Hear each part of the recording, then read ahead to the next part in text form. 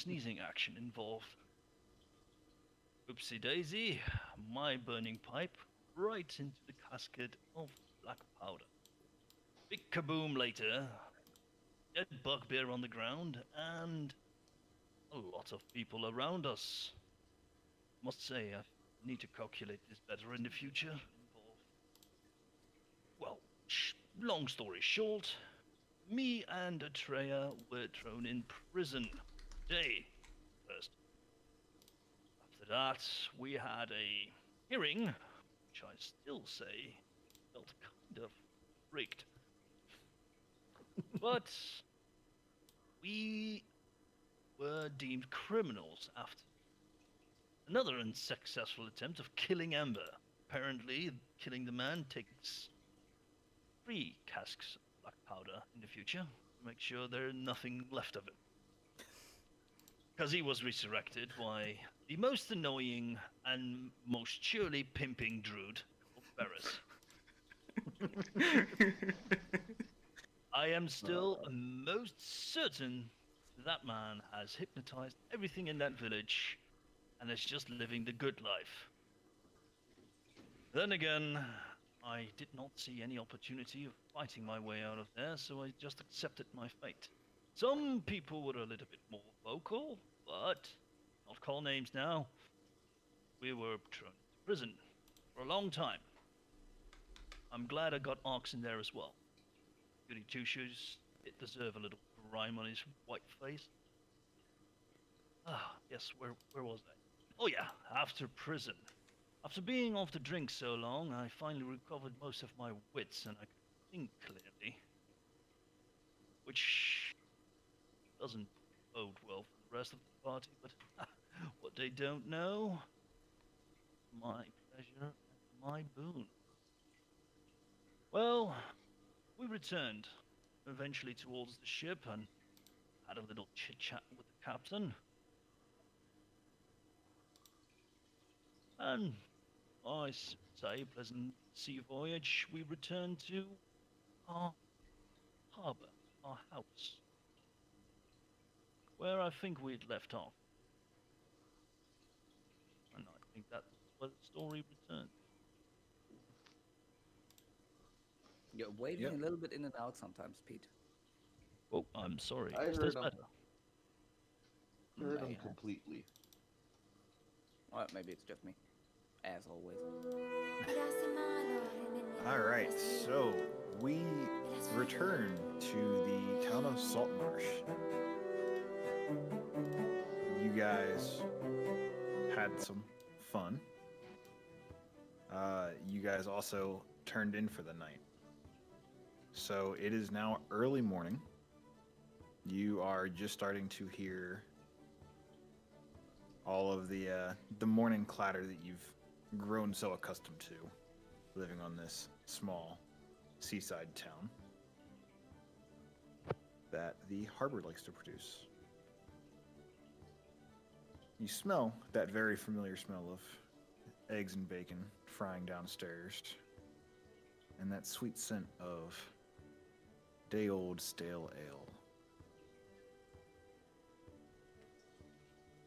And one of you is already up and about, taking care of some business for the day.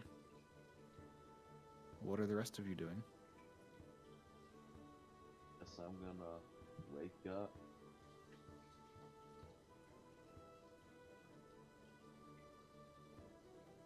Breakfast! Yeah, heading down for breakfast. I think we're upstairs, right? Yeah. Yeah, you guys are upstairs in the rooms. And I just say to myself, I wonder why we don't ever sleep in our own house. I don't think we own the house. You guys do? Man, The house, remember the house that you guys broke into and that's you fought the not- you don't ghast? own that. This one here. Yeah, it was given to you by the town. Pink one. Uh, Actually, I think I would have slept in that house because of, I don't know, reasons. So far away, though. Yeah, true. Yeah, wouldn't have done that. We're on the empty net, right? You guys, Snapping line. I think we're. Snapping I would line. say, yeah. I think most of you guys at least were in the snapping line. Alright. If you want to stay in the empty net, you can, but it's definitely bottom of the barrel for. But For, then again, I would say if Athos and or Ox are staying in the snapping line, I would stay in the empty net. A little bit of distance for now. I'm in the church. Oh, Mr. Fancy Pants. Alright.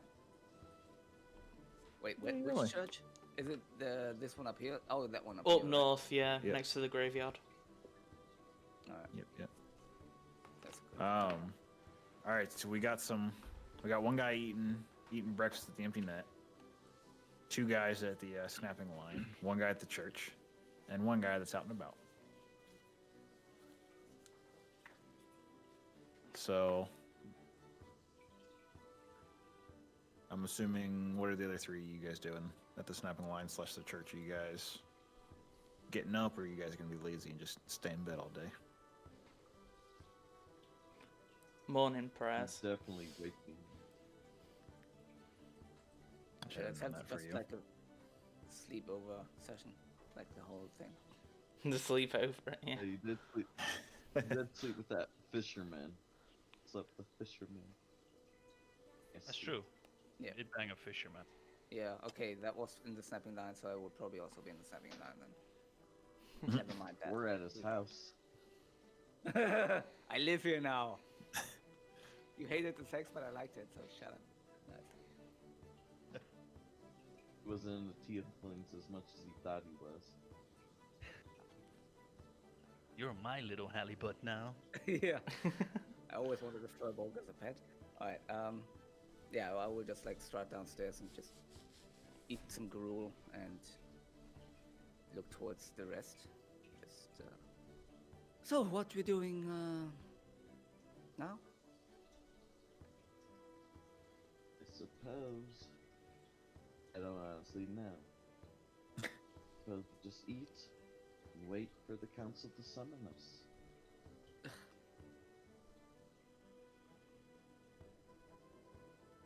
Or until some kind of problem comes up.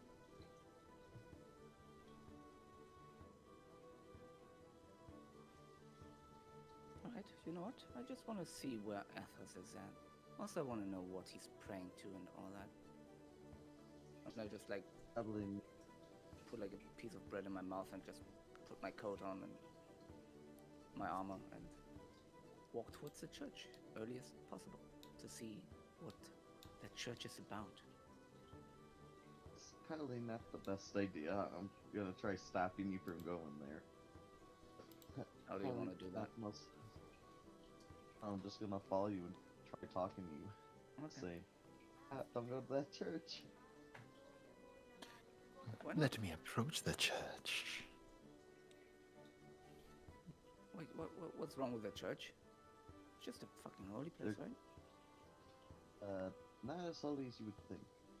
They're crusaders. They say what's holy and what kinda is holy. You know, kinda like a dictatorship, mostly. Yeah, don't mind that, but I just want to know what kind of dictatorship that is. To whose Kill god? any religion. I don't know, they kill a religion that's inferior or a threat to their religion. And Something it's- like that, I would assume. And that's permitted here. Well, I like that one. Apparently. That's where I believe our Leonin friend is. Yeah, that's why I was heading there to see what he is all about. Because in court, he made a really blatant point about murder, like destroying people who oppose his church. So I want to know what Basically- I'm supposed to not do to not be angering this church. You take an eye, they'll take your eye. An eye for an eye kind of rule. Kill someone from their church, they'll kill you. Well, I doubt that Ember was There. part of that church, so I don't know if that's actually true. Death for death. That's how the price is paid. So I would not suggest going to that church What a stupid unless you rule. want your head, packed, hung up. And in the wall. as you guys are walking towards the church talking, in the distance to the west, or actually, I guess technically to the north,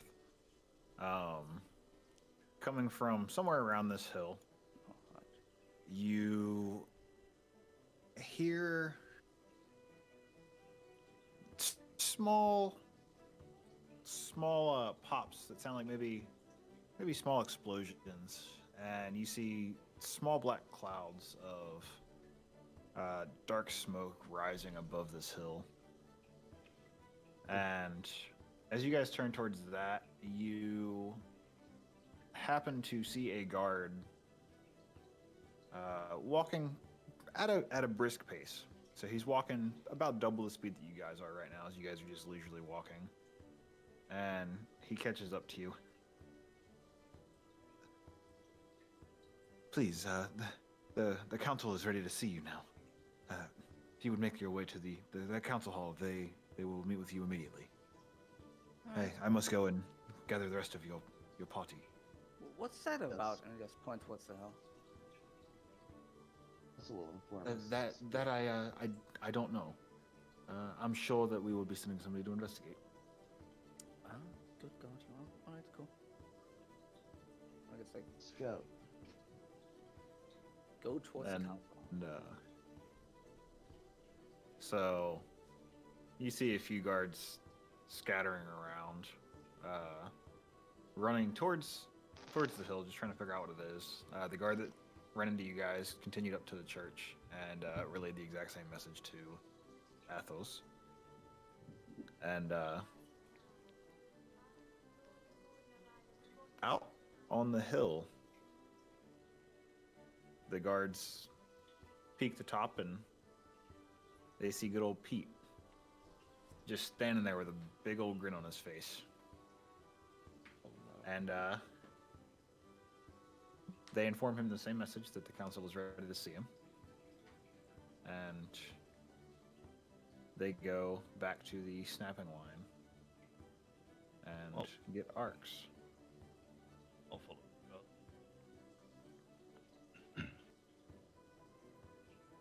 So, Athos, are you coming down from the church? Yeah, probably when he tells me, I'll probably go out and just do a light jog all the way down there. Alright, so you guys walk into the council hall and are met by just 3 members. You are met by Eleander, the Fireborn Dragon Captain. You are met by Gellin Primewater, the one who you did the last deed mission for, that you found on the ship. Excuse me. And then Ender Solomar, the young merchant. And Gellin stands up and looks at you and nods and... Well, I assume you have good news from your endeavors up in Fenderlin. Yes, we do. Overall success. Well, that's quite pleasant to hear. Was it any trouble at all? No, looks more like a misunderstanding. Ah. Well, the good thing is that it is completed. Yeah, definitely. There is one other thing. I wanted to throw you a party for all that you accomplished for me and my business by being able to retrieve the documents from the ship. It is a shame that the ship unfortunately went down, but sometimes things happen. So tomorrow I would like to cordially invite you to the Primewater Pleasure for a private event. Of course. I'm sure our party would be happy to attend. Any dress code? Semi-formal. If you would like, obviously, you will each have rooms, so you can keep weapons, armor, anything like that with you. I don't see you needing it, but I also won't tell you what you can and can't bring onto my ship. You have done a great amount for me, so I owe you the pleasure of being able to bring your own items on board. I'm sure we can probably light arm ourselves, and I mean, you're not expecting combat. Hopefully. As far as I'm aware, I am just trying to have a good time. Fair enough. Have some drinks, some amazing food, and just enjoy some entertainment and events. Would like that. Sounds like a little bit of fun that I can't get away from anyways. What time So sure. do we need to be at your ship for? So I can pick you up at the snapping line. We will be departing at approximately 2 p.m. 2 p.m. Okay. So you have a full day plus a little to do whatever you wish. I know that some of you have been having fun. And he kind of glances over in Pete's direction. Pete's just scribbling in his notebook, not really paying attention. Is there anything that you have for the council? I don't think there's anything that stands out for the report, really from Fendelin. The interesting is the most interesting is the mayor there. I think all of us have our own opinions about him. But the overall one is, how did he get into power? So, Varys is a unique individual. From the stories, he had a guild that was established in Fendelin. And I'm not sure what, but the guild suddenly vanished one day. And there were only 2 survivors, Varys and a stout little dwarf fellow. But that, again, was 50, 60 years ago at least. Maybe longer. The stories aren't always the same, so it's hard to put an exact time in there. Since then, the town voted Varys as the mayor, and he has been there since. Fair enough. He seems to have How long was that a lot ago? of respect. What'd you ask? How long is he mayor now? He's been the mayor, I'd have to say, at least the last 30 to 40 years. Oh, right.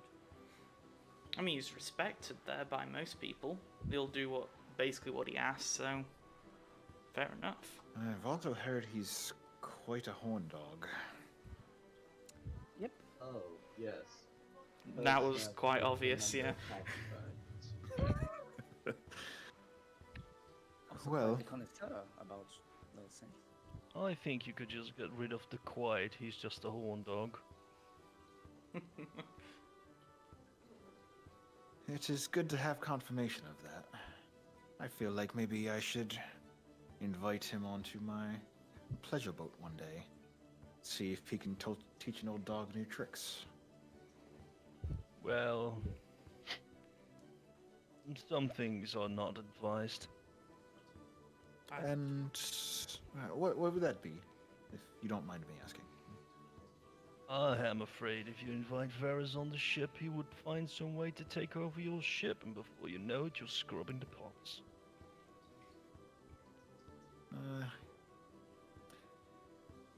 We would see. I think he would have to deal with quite a few people before he could take this ship, but it's always a possibility. Are we allowed to bring dates to your pleasure boat?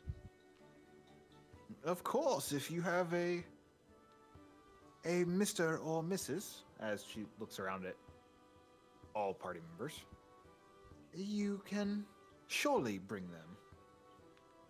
I will ensure there is plenty of food to eat for all. Fantastic. Is there any other questions? As far as I'm aware. You were super far away from your mic. I have no idea what you said. As far as I'm aware. Ah, okay. No, I don't think there's anything that needs to be brought to your attention. Unless you have any problems yourself that need sorting. Not at the current time. We are expecting some messengers soon, so we'll see what news they bring us and what jobs are being offered. But they won't be here for at least 2 to 3 days. Then I suppose a night of relaxation. Excellent. Well, you complete what you need to today and tomorrow morning, and then tomorrow afternoon I shall retrieve you all from the snapping line for a fun night. Wonderful. And Gellin stands up, and that's the signal that the meeting is over. Pete walks out the door. I follow. Me too, stiff as a stick. I'm going out. All right, so you guys have approximately 36 hours from the current time until the departure of the party boat. What is everybody going to be doing? Let's see. Well, I finished all my preparations, so I think I'm gonna find myself a date. Captain Sandra. Gonna find nothing. Just gonna. Oh no. I'm sleeping that night. I would probably. I mean, to buy the weird necklace from Captain Xandros, I need still like 6,000 something gold, which I don't have. So, I would probably look for something heavily armored, better than a chainmail for now. Preferably in a lighter thing that I can maybe even swim in, if that's a thing. I mean, this is a harbor town, but it's still a town. Or maybe a second set of something to wear to. Wait, what armor have you got? Like heavy? Chainmail, yeah, heavy. Oh yeah, you can get a. I mean, that's what- You can get a swimming version of that, but it costs a ridiculous amount. Like Wasn't it everything like in this just- game. Wasn't it only like 1,000 extra for like mithril or something? Yeah, 1,000 on top of the armor that you'll have to pay for, Yeah. which So most of us are. 2,500. Yeah. Well, 2.5 Yeah, is I can still pay a hell of a 2.5. lot. I know, but it's plate armor that's out of mithril, so it should be that expensive. True, but I think the biggest problem was how long it takes to actually be made. Yeah, I know. Yeah. That's the worst bit. It's not actually the cash; it's just the wait time. Yeah. Yeah, so that. Let's see. Yeah, you're looking at about a week craft time on top of getting the materials in. So you're looking at about a week and a half, 2 weeks from the time an order would be placed with Xandros. All right.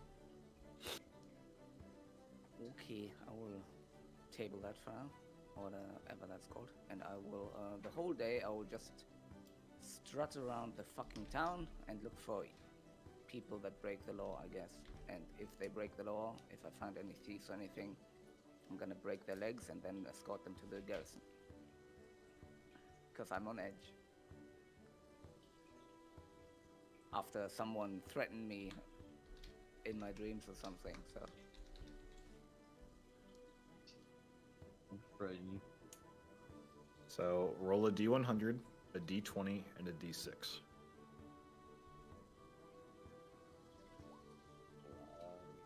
With 11. And a d6? Yep.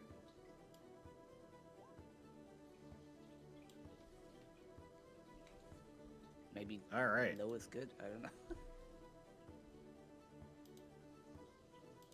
So you encounter one person that you see walking along the stalls across from the snapping line. And at the food stall, you see him grab a loaf of bread and he starts to take off. As he starts to take off, I just draw a sigil in my right hand, I would say, which is kind of purplish, and just scream, "Halt!" and cast command on him to just stay, and then rush up to him and try to subdue him. All right, you're successful at the subduing of the bread thief. All right, and then I will ask him why he steals the bread. Please, sir, I'm so hungry. I can't feed myself. I lost my job, and as you can tell, I'm crippled. I can't run very fast, which is probably one of the reasons you caught me. No, that was my spell. Is he really crippled in any sense? Yeah, you noticed before you got a chance to use your command word, he was kind of at a weird hobble. All right. So you're stealing. So, how old are you? I'm nigh 14, sir. 14. What made you crippled? Well, I was working the docks, and unfortunately, I was slightly careless, and I got caught in between the dock and the mooring rope, and my leg got pulled down and partially crushed by a boat. Unfortunate. All right. You will have to work this bread off, and I just drag him towards. What would I think he would be able to do? Like waiting tables or some shit? Yeah, he could probably wait tables. All right. I just walk to maybe the snapping line or something, or somewhere else, and just like toss him on the floor, just like so the bread also falls on the floor, and just ask the barkeep, what's his name? Hannah, Oh yeah. Hannah looks at you. Are you bringing more ruffian into my establishment there, Atreya? He has a debt to pay. Do you have any job for him for a day?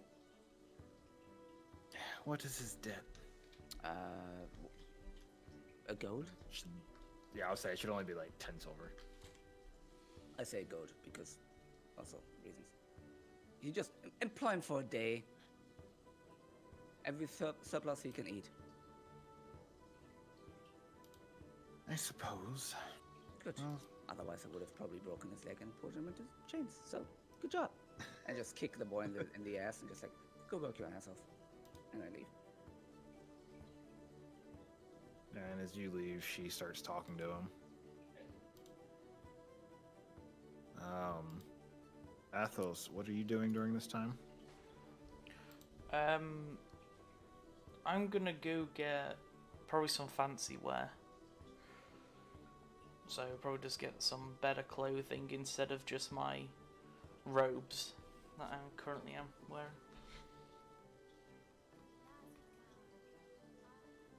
Alright, so most likely you would probably either go to the Faithful Quartermasters of Luz or to the... I don't remember what the name of that shop was.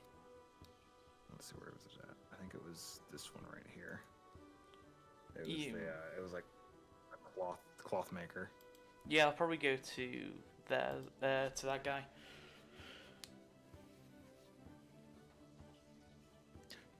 Well, greetings. What can I do for you, my fuzzy companion? And he kind of like looks up at you and he seems slightly nervous. I'm needing some clothing suitable for a fancy party. I don't have great dress sense. Of course. What color would you prefer? What colour can you make it? And he points to the wall and he's got blues, reds, purples, blacks, golds, whites. Got pretty much every color you can think of. Excuse me. Looking at them all, I just automatically gravitate towards the black. Black. I sort of just look at him like, is this good colour?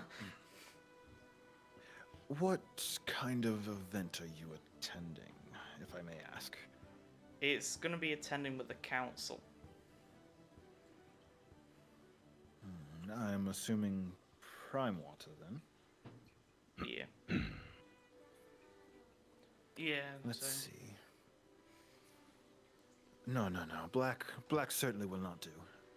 Let's see. No black. And he starts digging through some of the different fabrics, and he pulls out this turquoise blue one, and he holds it up. Filigree. What's that? With gold filigree. There may or may not be some gold intertwined with it. I feel the same, Atreal. Mine are black. And yes, this will do fine. And he reaches over and he grabs thinner gold and holds it to the edge. Yes, this will do. This will do perfectly. Wonderful. Please go to the back and change down to. Wait, are you in just robes right now? Yeah, I'm Are you in in armor still? standard robes. Okay. Well, please go to the back and we shall do the measurements so we can start custom fitting this right away. Of course. So I can just go around back, take the robes off.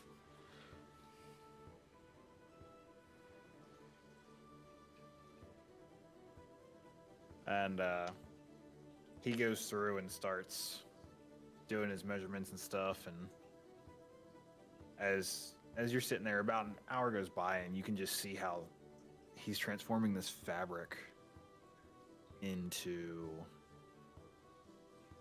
this beautiful, elegant, formal-looking suit.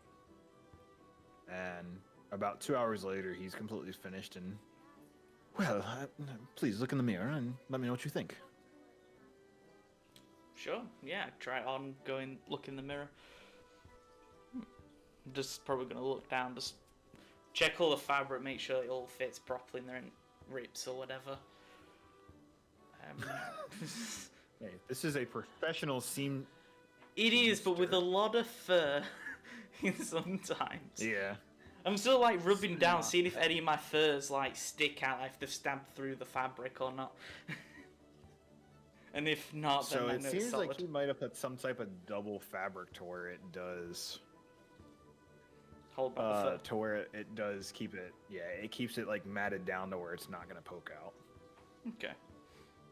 Yeah, if it's fine.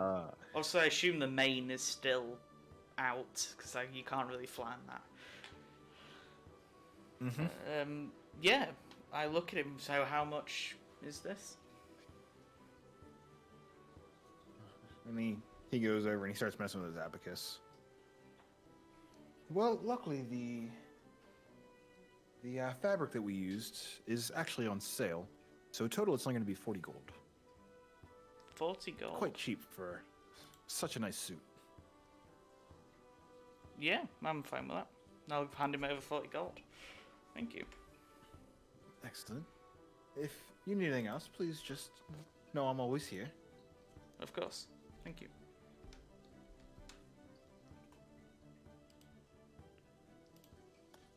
All right. So, Pete, Pete's in the town prowling for ladies. And he already knows what he's wearing. He's got this elegant blue satin coat, deep blue sapphire colored pants, and that little white frilly neck piece that I don't know what it's actually called. I have no idea what it's called. Something like frotte or something? I don't know.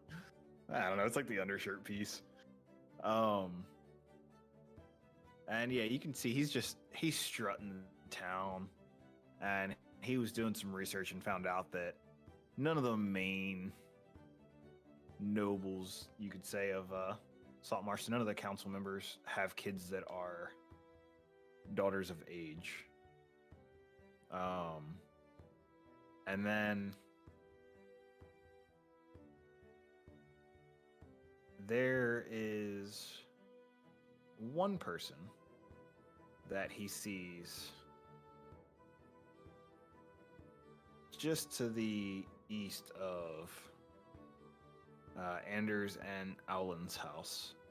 And it's a young girl, red hair, about 5'3", so smaller side, and appears to be about 24, maybe 25. She's dressed in higher quality clothes than most in this town. And she's walking by and she notices Pete looking at her. Oh. Sir, is there anything I can help you with? Apologies, madam. I did not wish to stare, but I must be frank, if I may. You look exceptionally glorious today, and I was hoping on the next eve if you had any plans. I don't have plans. Can I ask why you inquire? Well, you see, we have been invited by the council to attend a party on a certain boat. And I was hoping you could be my companion for the evening. No strings attached. I just find it eloquent for a lord to have a lady at his side during one of these events. Oh, that is quite lovely. I think I could enjoy this. I would be happy to. Excellent. At least you will be around it of class and can enjoy all the finery that evening.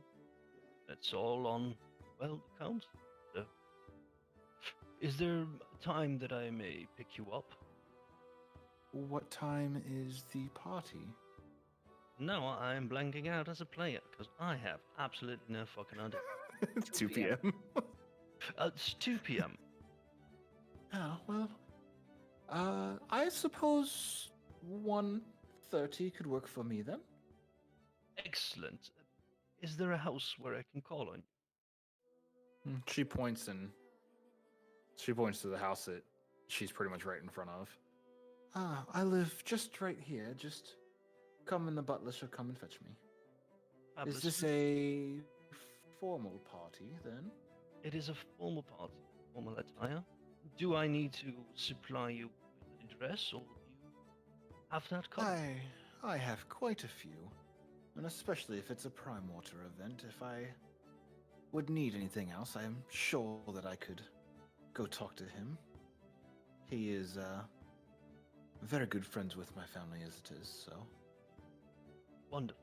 May I know your name, the invitation and the announcements?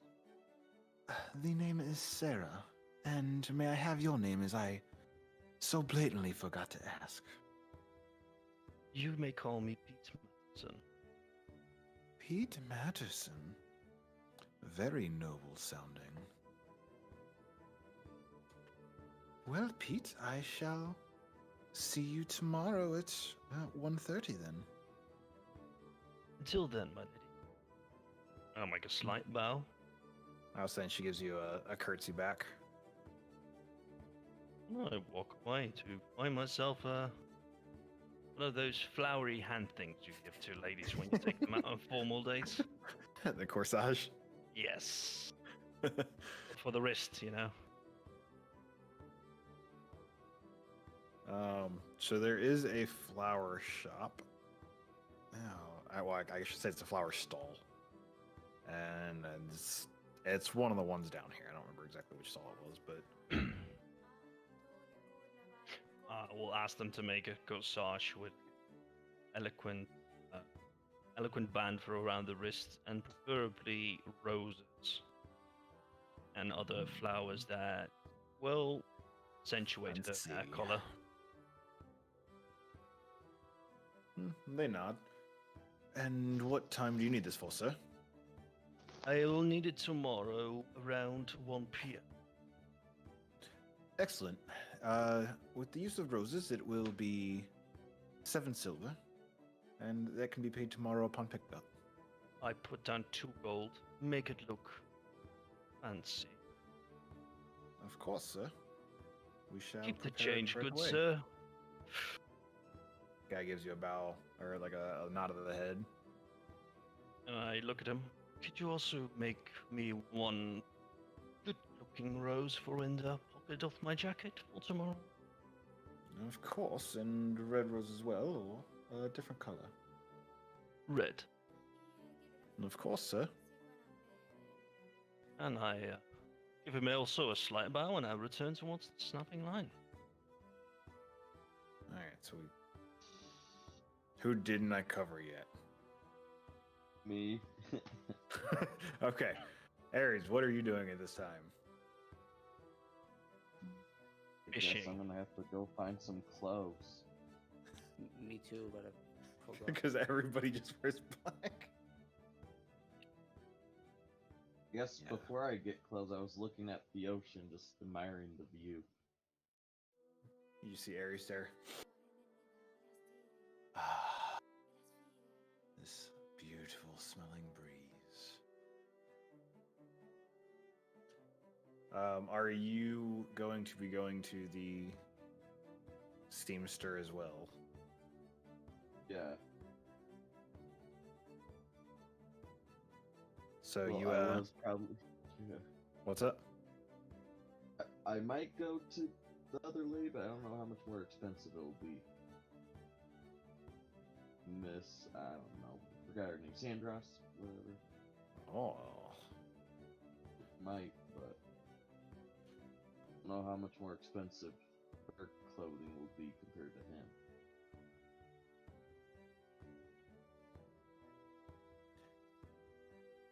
greetings, Ares. What can I do for you on this fine day? Well, I need some tire for an event that Prime Water is hosting. And what exactly are you looking for? Fancy, semi-fancy, plain? I think semi.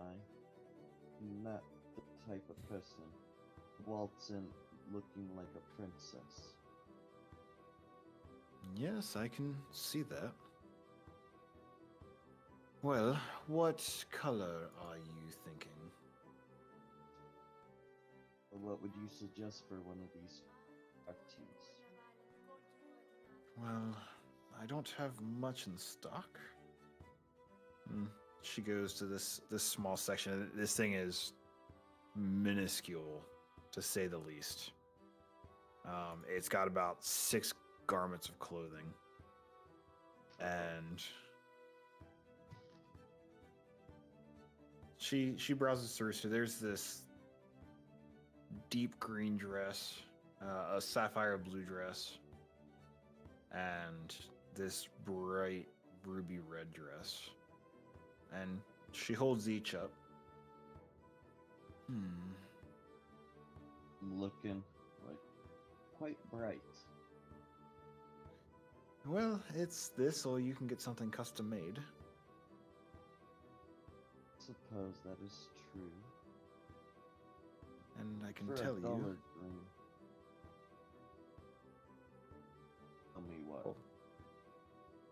Well, so this green is kind of like a darker green. It's like a forest green. Oh well, I can live with that. Well, let's see. Each of these dresses is actually on sale, so they would only be 25 gold each. If you would care for either of these. Likewise, like I stated, you could go to the tailors and have something custom made, but that usually costs slightly more.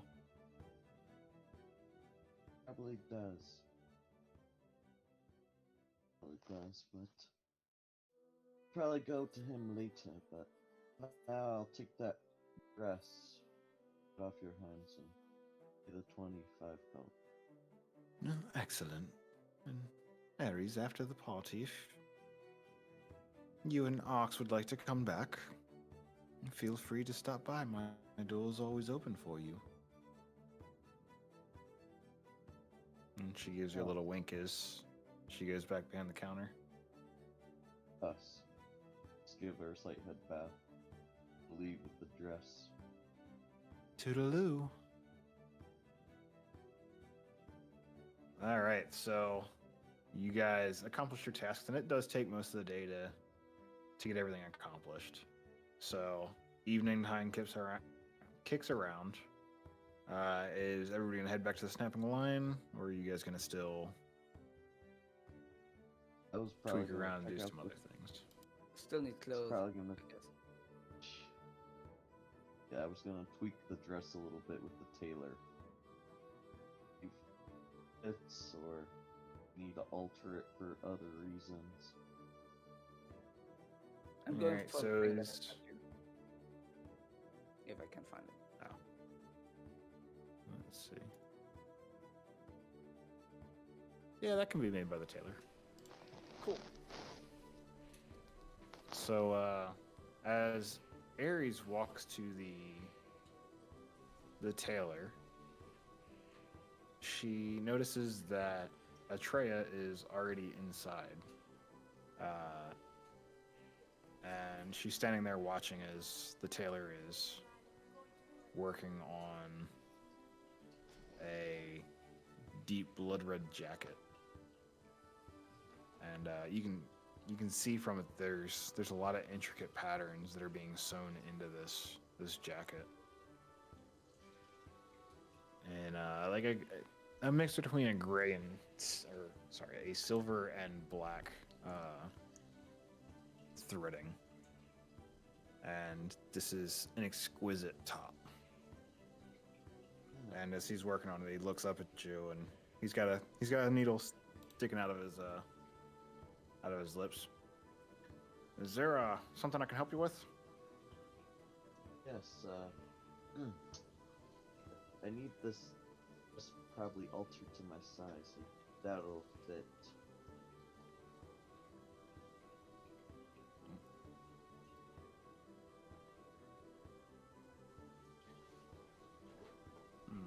Yes, give me just a minute, and I'm sure we can do something for you. Us, And he finishes it up, and he hands it to Atreya. Go try it on and see what it looks like. Alright. I try it on, and on the way there, I'm thinking about buying a new hat, but I will not because of horns. Turn around, twist around, and pay him the money that he wants. For this one, 60 gold. This is some of my more exquisite work. Sure. And I will pay 60 gold. Math. So that's 7. And he turns over to Ares and, well, put on the dress and let's see what we need to fix. okay. You have a robe I can wear because I don't really like getting undressed. Well, you can go into the back and change into the dress if you would like. Sure. Does And, that keeps her wrapping a blindfold on.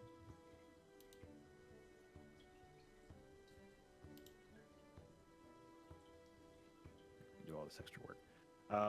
So you come back out and the dress fits pretty well, to say the least. There's only going to be a few small alterations that need to be made size-wise. You stupid thing. Like I Come don't on, want my, computer. I don't like the skirt to like drag on the floor. Drag. Yeah, so they pick it up, or he tidies it up, and fixes it. Is there any other alterations that you would like to have done?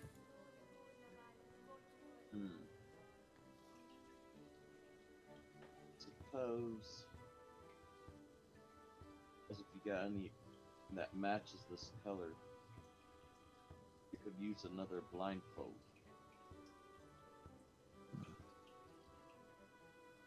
Do you need transparency, or... And he pulls the needle out of his mouth.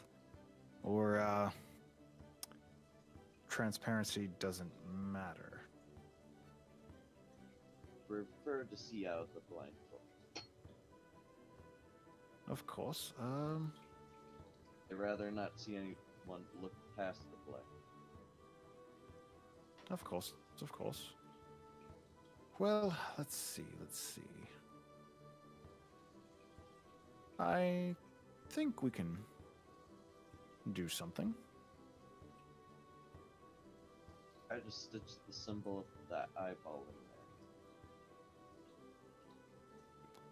in there. And he works for about 10 minutes or so. And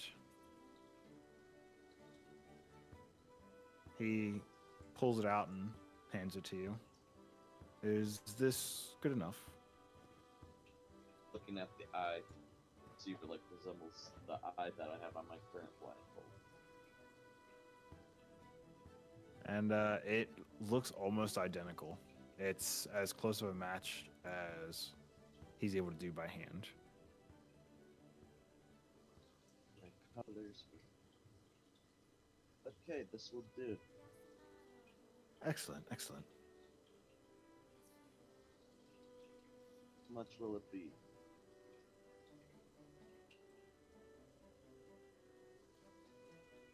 For this, simple 15 gold.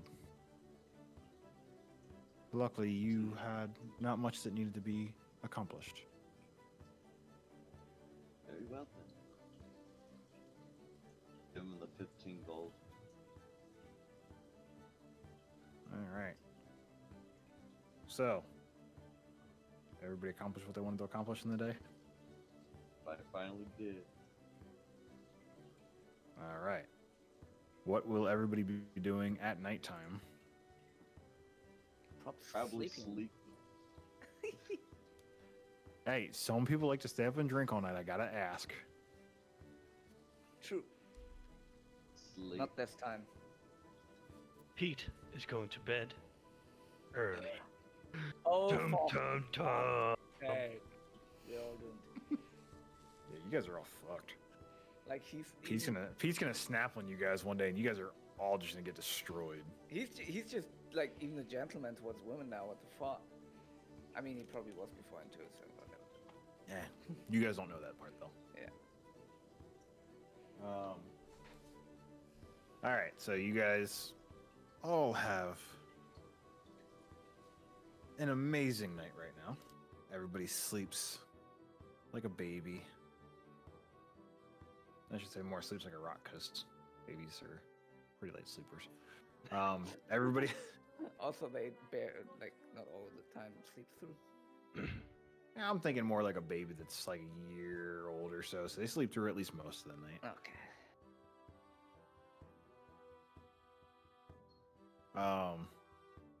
So same thing as the previous morning. You guys all awake to the smell of bacon, eggs, fresh ale, and wine, and the sound of the harbor bells going off as ships are departing and arriving. So, it's current time right now. Approximately 7 a.m. So you guys still have about 5 to 6 hours before you need to start getting ready. I'm just looking for like a decent looking person, male or female, whatever. Like not only like I got standards, so 6 and above, and just blatantly asking people whether they want free food on the afternoon to accompany me and just look pretty, and that's it. And they just have to pretend they know me. That's one way to do it. And I Like just a always certain fisherman. Just Always hold just a say, like- massive sign up in middle of the street. Oh god. no. First thing I actually will go to the Furbolg dude and just like ask him whether he just wants to like, you know, get some free food and stuff. Hold on, who are you asking? The fisherman, the dude that I plowed like 2 days. And yes, that way around, not the other way around. And Jimbo looks at you and he shakes his head no. Well, you know, unfortunately, I got to get back to work over here, so I do apologize. Oh, you're afraid of me? That's so. Ah, really? Sure you don't want to come? I am sure. I do apologize again. And he hurries off to one of the ships as he starts messing with the mooring rope. I start laughing and like super loud because. Okay. Yeah, just looking around for some random dude or person who just wants free food and looks good enough. So roll me a D100. Oh no. What? I'm not murdering anyone. No. Also, I did leave my leash at home, so.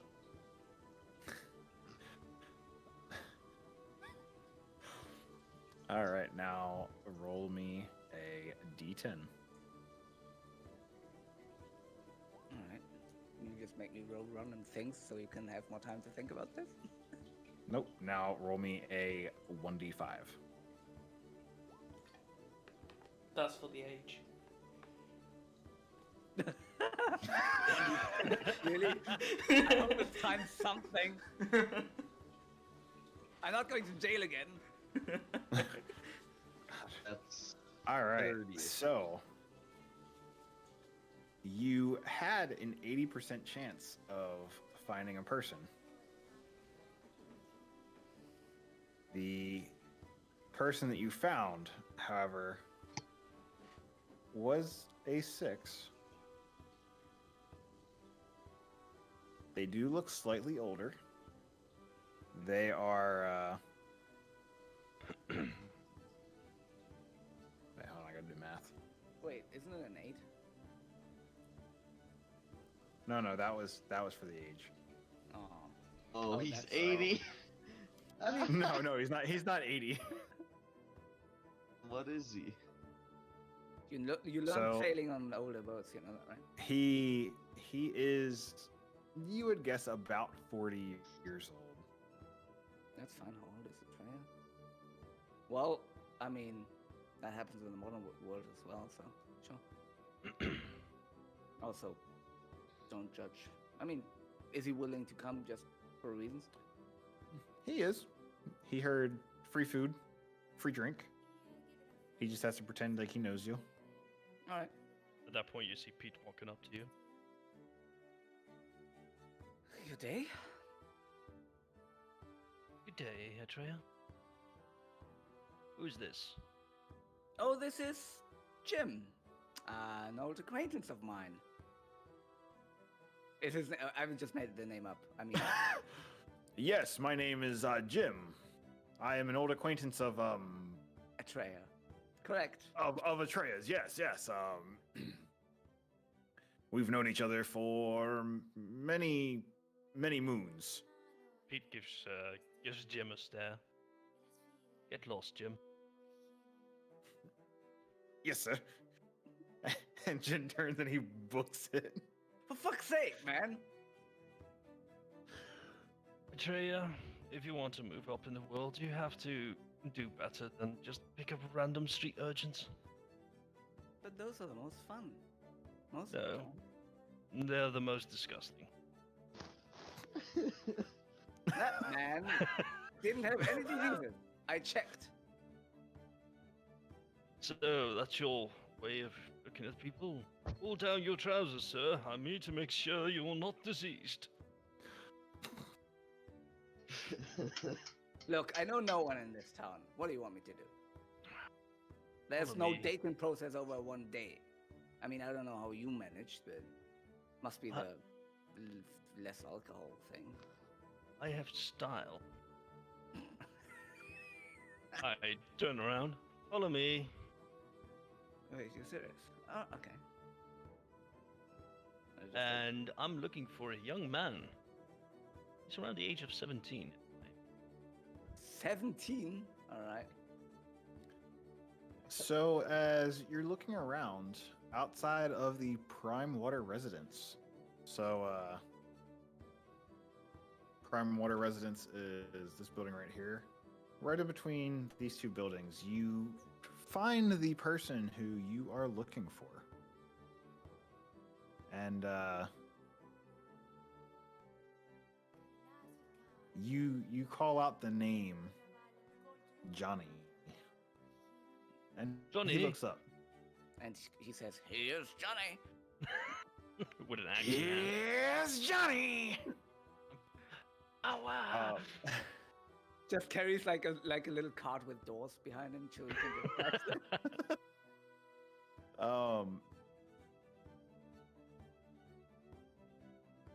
And he looks over. Ah, Mr. Pete. Pleasure to see you again. Good day. What can I do the honor? Well, Johnny, did you remember the little chat we had about tonight's events? Or the afternoon's events, mostly? Yes, of course. Well, as I was saying, this here lovely lady is Atreya. And As he you are gives the you a- heir of... Pardon me, sorry. Go ahead, Johnny. he gives a bow. Pleasure to meet you, Miss Atreya. I squint at him. I don't know how tall he is, but probably from above. As you are the heir of Prime Water Estate, I think you should also have a little bit more of a worldly view.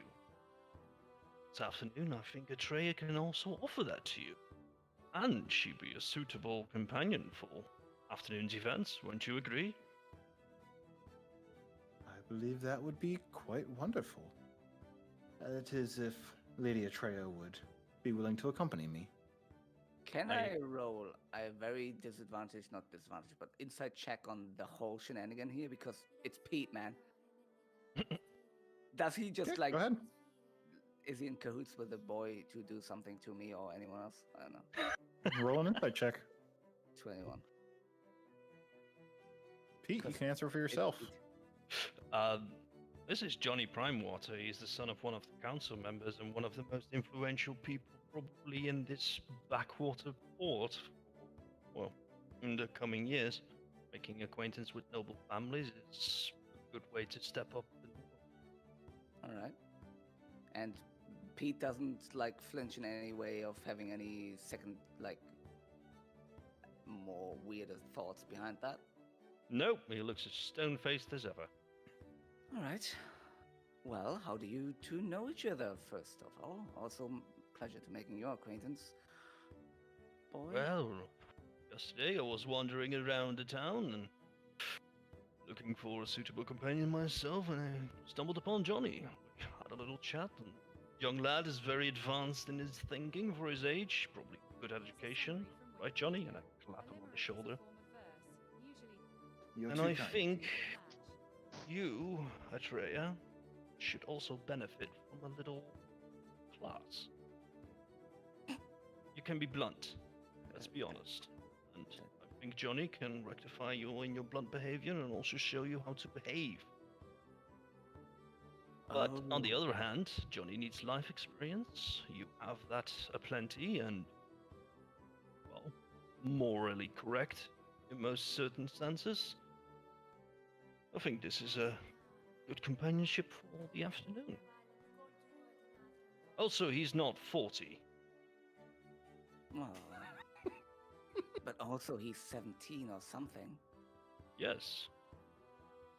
Well, Johnny, if you would have me, sure, I'd have you for that evening, afternoon, whatever. Of course, Lydia Treya. It would be my pleasure. I shall escort you to the ship at 2 o'clock. May I ask, what color dress are you wearing? Red and black and silver.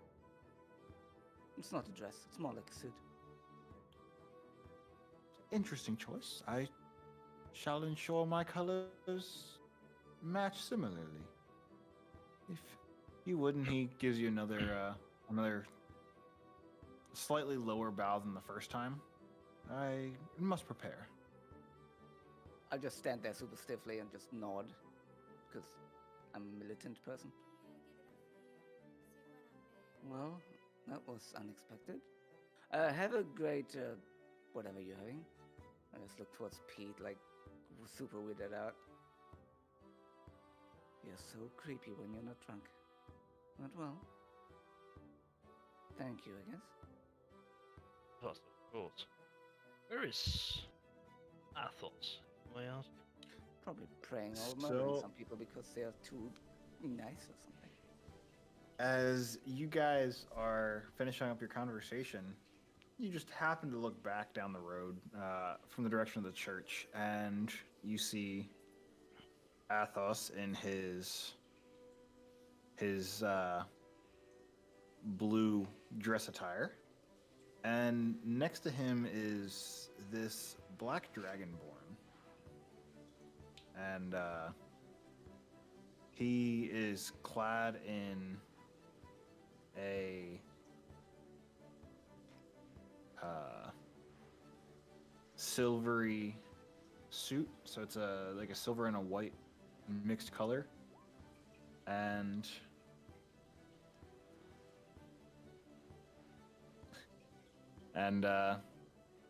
they are walking towards you guys at this time. Walk towards Athos. Pete?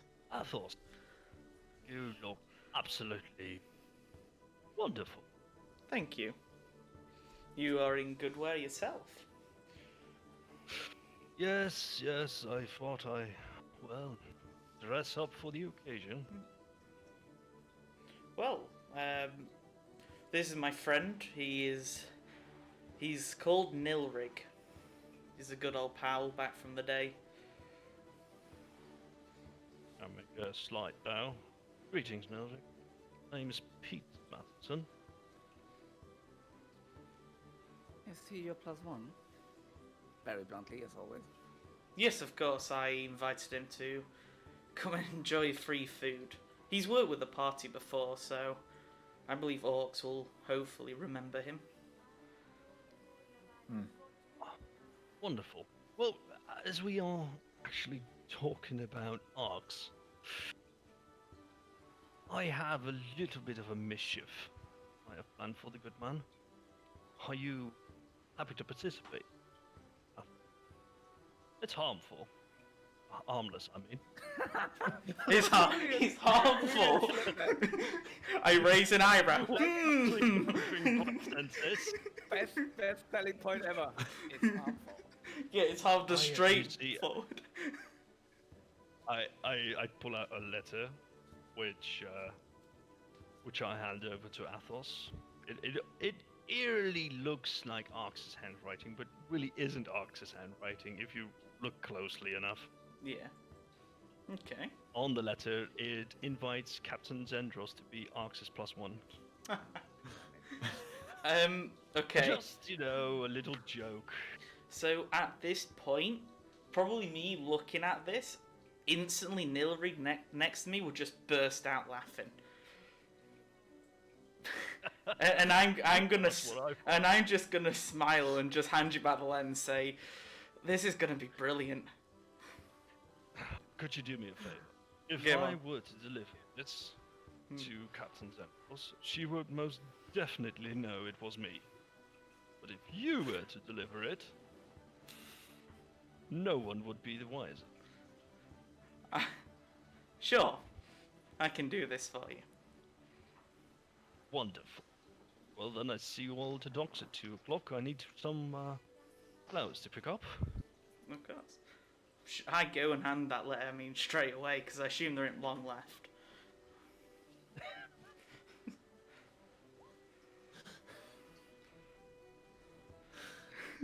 Oh man.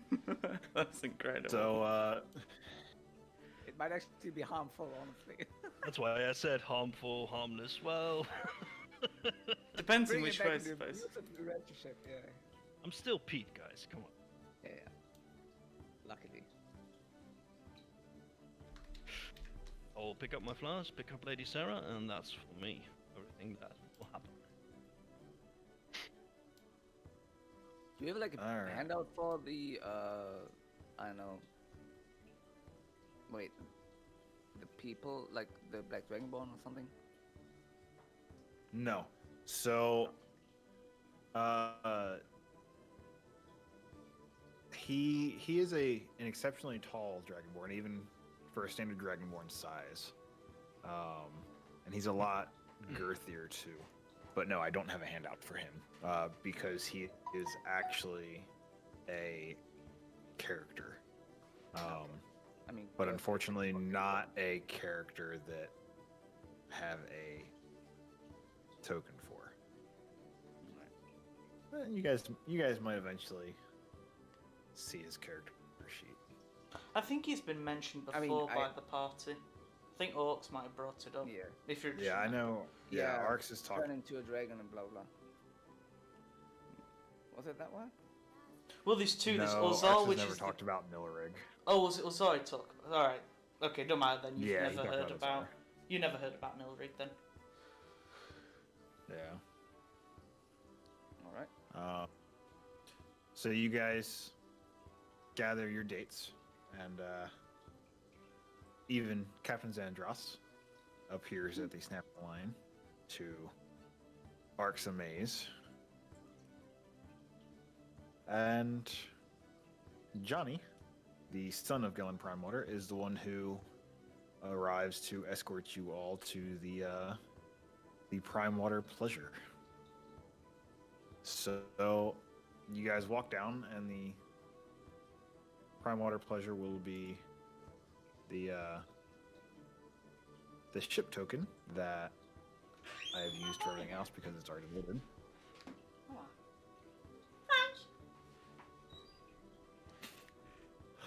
Ignore that. And Sorry, I didn't think I was on mute.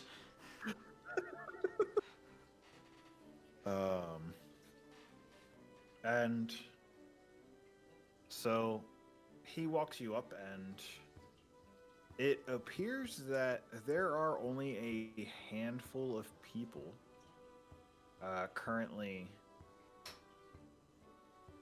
on the ship. And I need to drag you guys down to the token.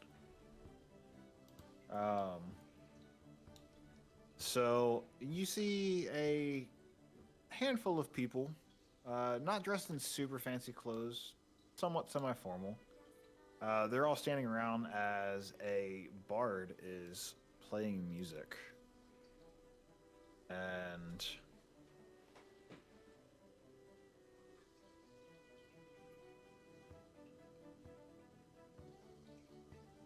let's turn that down just a little bit. And on the main part of the deck, you see Gellin Primewater, and he's just pretty much going around and greetings, welcoming his guests. And oh, this is gonna be really big for a minute. That's what. No. And he walks up to you guys. Honored guests, you all know Anders Solomore.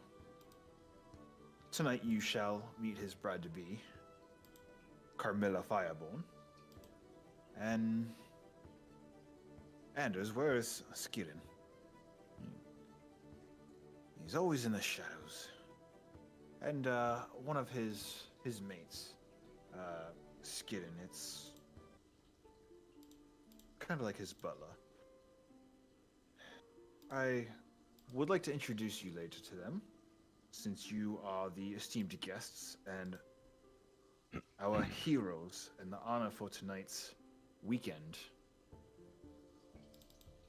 And he gives you guys a pretty deep bow, which would probably surprise you guys since he has never bowed to you guys once since you have met him.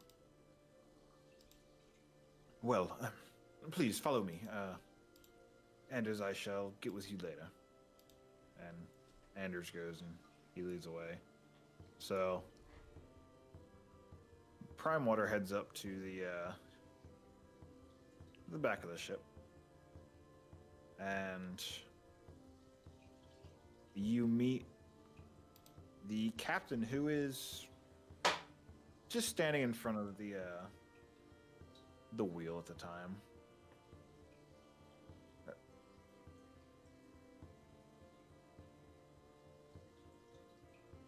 One, two, three, four, five. Okay, that is everybody's token. And I don't have a token for. All right. Well, Azar is going to be a dragonborn for today because I don't have a token for him. Wait, do you not have Nilrig And anymore? unless no, remember you deleted that when you Oh, created I'll have to recreate it. Azar? Alright, don't matter then. Yeah. It's fine. So he introduces you to Captain Misty, the captain of the Prime Water pleasure ship. And Captain Misty is a red-haired, pretty stout human who is wearing a decently nice brown coat and a tri-tip hat, which Atreya and Pete immediately recognize as it's a variant of a pirate's hat. And she looks at you guys. Well, howdy there. It's a pleasure to be your captain for this voyage. I hope that you can enjoy the festivities. Yes. Wait, did someone say a weekend? Yes, this is a pleasure boat. It's an all-weekend trip. Me as a player didn't know that, but that's fine. Okay. sorry. I guess Atreya wouldn't have known. So. I wouldn't have known either. I did bring all my equipment in a bag just in case. Yeah, Gellin was supposed to tell you that. I thought I did. My bad. Yeah, you did. For the first time ever, the only thing you see on Pete, apart from his fancy coat, is a rapier at his. But you still have a beard, right? I have a beard, but it's brushed and braided. All right. I probably brought no equipment. I'm just in my clothes, no weapons, no armor. I mean, I brought my equipment, but I probably put it like downstairs as soon as we can. But Yeah. I don't wear any weapons either because I can summon mine. But Yeah. And so he looks at you and please follow me. We shall take you down to your quarters. And oh, come on. You guys use the hatch that is on the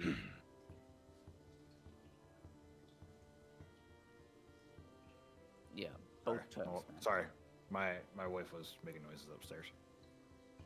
Trying to figure out what she was watching. Yeah, you guys take the hatch and go to the lowest part of the ship. And on the low deck, come on.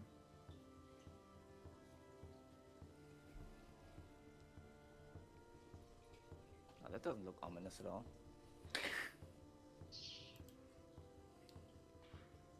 Oh yeah, it doesn't help that I didn't. I know what I forgot to do. You mean fog of Turn war? on dynamic lighting. Also, we see all the tokens here.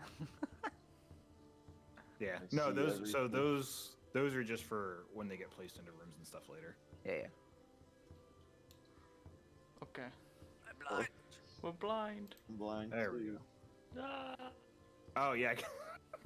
Yeah, we don't have tokens that have actually vision and stuff. Yeah, you'll get I it in a have second. dark vision. Yeah, we all Um, probably do. I mean, Pete doesn't, I think. it's light on the ship. Yeah, it's not night, Yeah, so not an issue. Yeah, just, I mean, unless there's combat to be had, which I hope. Well, we Better found the hope. demon issues we saw earlier. Oh, This is the worst part. Is trying to go through all of this. I mean, you can just turn off fucking fog of war or dynamic lighting. Yeah, but Fog of War's a No, because there's. bitch. I'll say I hate using fog of war. Yeah, that also makes everything laggy, so don't do that. Man, see, I knew there was something I forgot to do earlier. And I just wonder that our tokens still have no vision, man. Your token should have vision. No. What? Sure No, does it now. does. No, it does. Oh, it does. It does now. Oh, you. Yeah. Okay, you didn't. Okay, I take that back then. Sometimes you have to move your token before you can see. Yeah. Yeah. Although, So I'm going to. So there's only 4 rooms. We're going to pretend like there's more than 4. Because these Okay, are okay. huge. I'm gonna take the tiger pad thingy.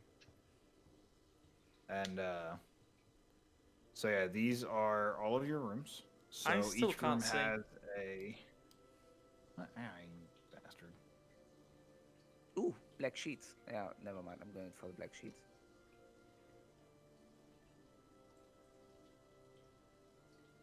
Also, I love that it's not update on drop, so I can just like hover around and just check out everything without you noticing. there you go. Yeah, that's working.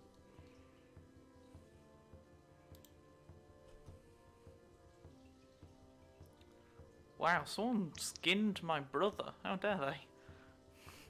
What? Oh, that. The rug. Yeah. Look at the bastards. Or like your cousin that looks like a tiger more than a lion. Yeah, true. So probably your cousin. What's the saying? I was Brother from supposed another to- mother? I suppose you could say that. Very, very distant cousin. Um, Are we sharing like the rooms with our plus ones? Yep. Yeah. So if you brought a +1, you are sharing the rooms. So it's gonna be real Cool. awkward for our cat and dragonborn who now have to share a room. We can butt heads. It's fine. Maybe. I don't Uh, have to share a room with nobody. I'm a solo. Well, that's actually more sad than whatever. I mean, hell, I'd rather have my own room than share it with some random person I don't even know. Oh wait, someone told me to show that person. Never mind, it's fine. Probably misheard. So yeah, each of you guys are handed 2 keys. So one is for a foot chest in the room, and then one is for the actual door. So you guys can place any valuables inside your chest and lock them. And then obviously you can lock your door as well. I'm gonna keep my claws on at all times, though. I'm not risking nothing. I'm gonna put my shit into the bunk. Are we here with our +1 right now? You are, yes. Oh. I must apologize, sir. I did not expect this to be a weekend trip, to be honest. Well, nothing wrong with weekend getaways. True. Shall we go up, participate? Of the festivities? Of course. And Gillen was waiting outside of each of your rooms as you got settled. And he looks at each of you and... Well, we have quite a few festivities. Is anyone a adventurous person who may or may not like to throw knives? Ooh, I would love to do that. Of course you would. Well, we have a bet going on. Who can beat Captain Misty and outdo her at knife throwing? Would you all like to Much. participate and try? Oh, Sure. why not? How much? Excellent. And you guys go back up to the main deck, and drag you guys over there. And you are watching them set up. Wait, how many of you guys are participating in knife throwing? All of you, or? I mean, sure, why not? No harm in it. I just look at Can I Nil. use strength to do that? No, throwing's dex. Nah, throwing a javelin is strength, for example. But knives is dex. Knives is dex. Can Yeah. I use javelins instead? Ha ha ha ha. I, Okay, I, that's fine. I just look at Nilrigan like, I'm not good at throwing. It's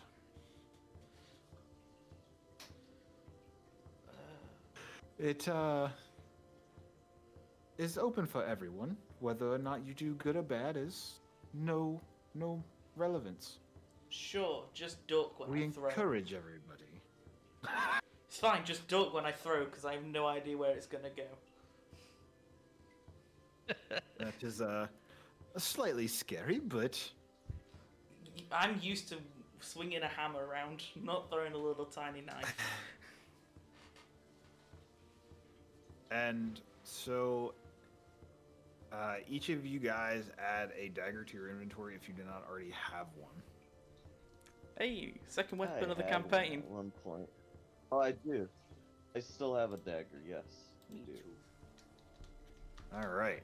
So, each of you will make 3 attacks with a dagger. This is at 20 feet.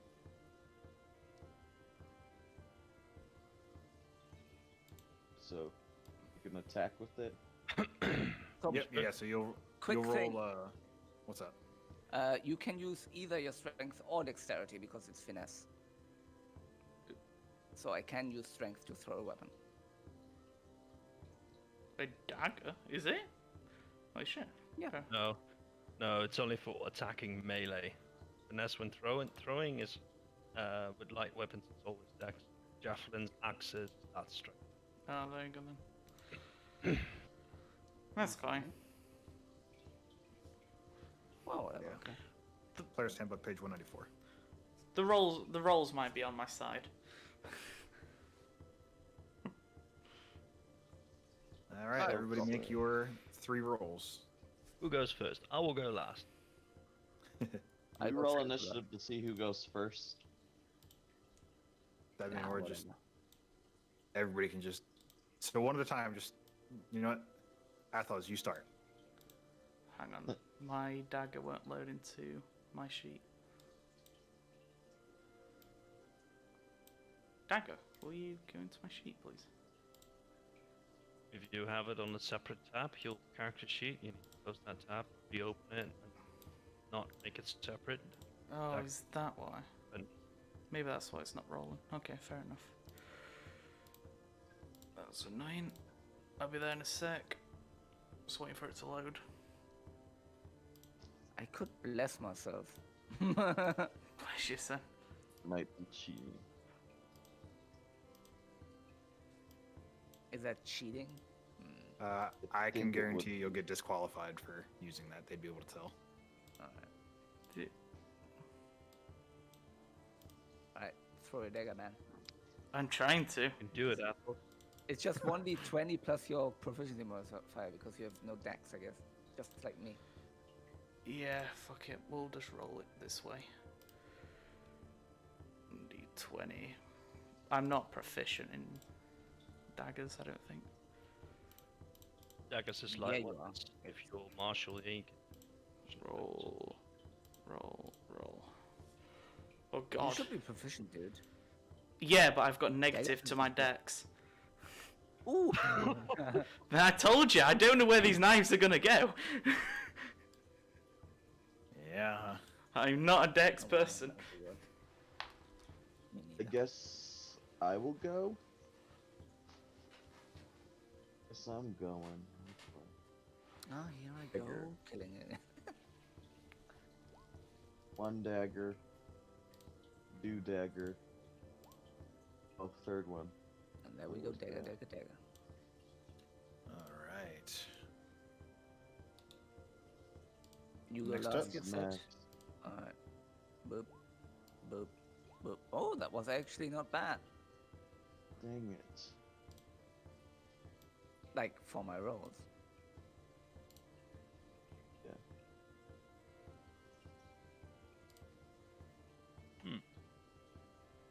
All right. Damn, now comes Pete with +7 or some shit. Pete, go ahead and roll. Breck. Fuck me. Damn. Well, I'm second, that's pretty good. Got 26. That beats all of us. Unless it doesn't beat the captain. He has 20 fucking decks already, man. Damn, bro. Oh, the captain did terrible. Well, I don't know. We'll see. Whoa, wait. 1918? So One. let's see. I might be better still. Oh no, this is why I have scratch paper. 65. Oh, you do that, like, what? All together? No. I think I was the. I think the captain did better than me, so. I mean, even I did better than you, right? All right, Aries, you got a total of 15 points. Team, okay. Atreya,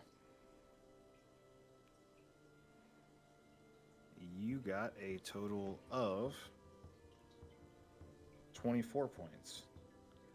Nice.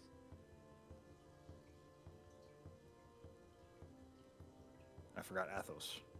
Athel's got 5. Yeah, well, Negative. -10. Yeah.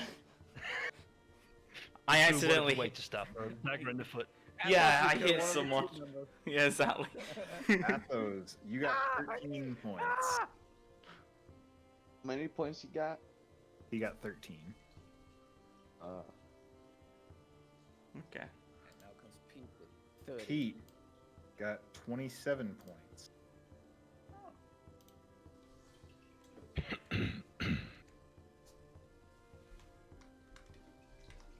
And the captain with 17 points.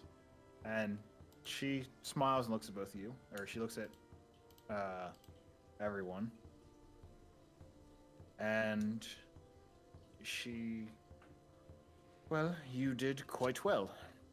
And she nods at Pete. Quite impressive. Now, would you like to make it a little more challenging and make it a little bit farther.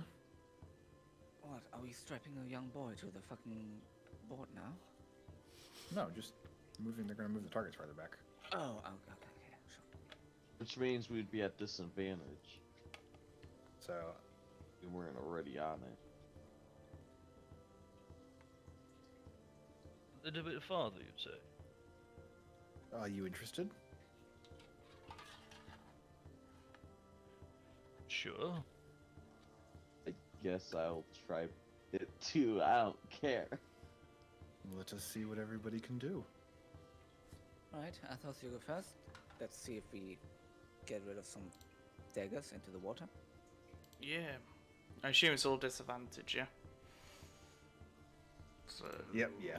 God. First roll. Oh god. Second roll. Oh god. Is that enough? That's a lot of rolls. 1, 2, Yeah, 3, 4, yeah. 5. You definitely rolled 6. There you go. Yeah, he rolled twice because disadvantage. Yeah, disadvantage. Oh yeah, I forgot. Yeah, you were rolling a disadvantage. So All it's- right, so you got a 3. 7 and what's So a that, 3, 9? a 9, and a 20. No, 11. 11. Disadvantage. Disadvantage Alright, yeah. lowest. Come on, boys, I wrote it.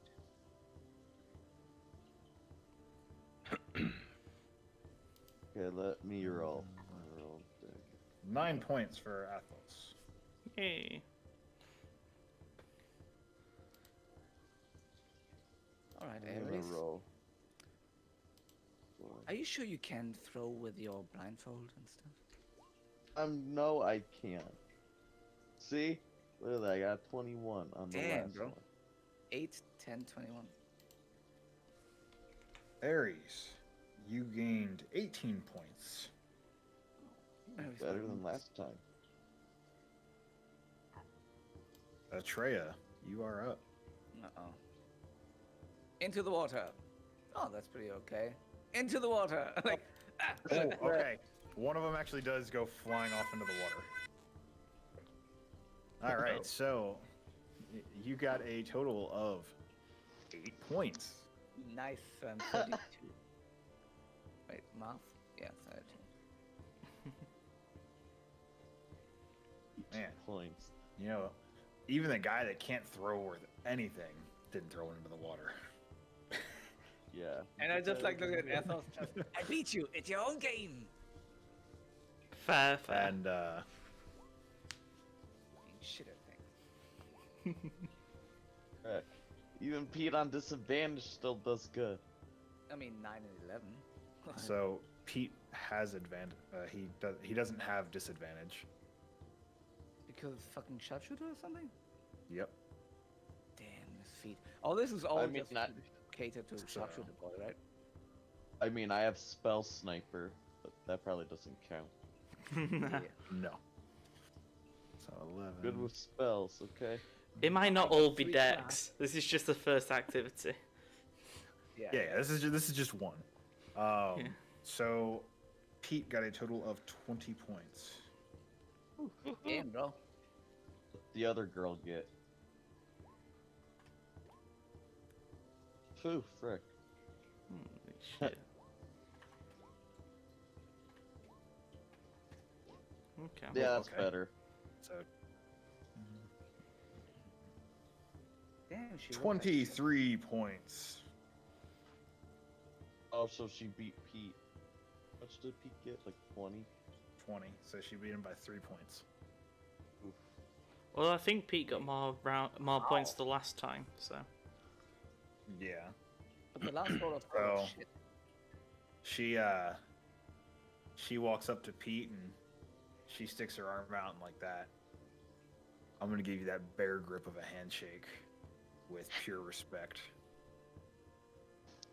Shakes the hand. She shakes it back and she nods. Quite a marksman you are. I am better with firearms, to be honest. I have something new. Maybe I can give a demonstration later. I think that would be interesting. I'm sure that our member could, or not our member, Mr. Primewater could convene an extra activity. And at this point, you guys are. Where's he at?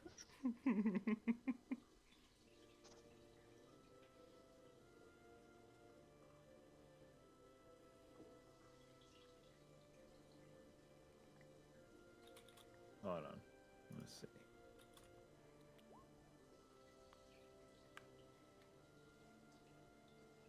Where did I put him? Oh no. Him? Specific person? Yes, he's looking for the Kraken token to crush the boat. I'm turning around and going towards Sarah. Right away, Sarah. My apologies. I had this made for you. I pull out the rose bullshit. Put it around her wrist. Damn, you hurt me. You are quite thoughtful there, Mr. Pete. I do appreciate it. Shall we And, go and have some snacks? Famished. I give out my arm. Of course, and she takes it and she lets you escort her. And Towards the snack table we go! as he's starting to walk away, you notice a very stout man, but very broad, walk up. Greetings, the name is Commodore Warrington, at your service. It is a pleasure to meet the heroes of Saltmarsh. I hope the festivities are what you like. They are excellent, Yeah. Commodore. Engaging. That's excellent, excellent. Well, we have another activity that will be starting shortly, just downstairs. Athos, how many tokens are you going to set on the board? Oh, hold on, I've caused a problem on my side. Oh my god. And have you ever heard of Cobalt Knuckles? It is a great card game to play. I Oh, wonder, do you like betting and winning pots of money?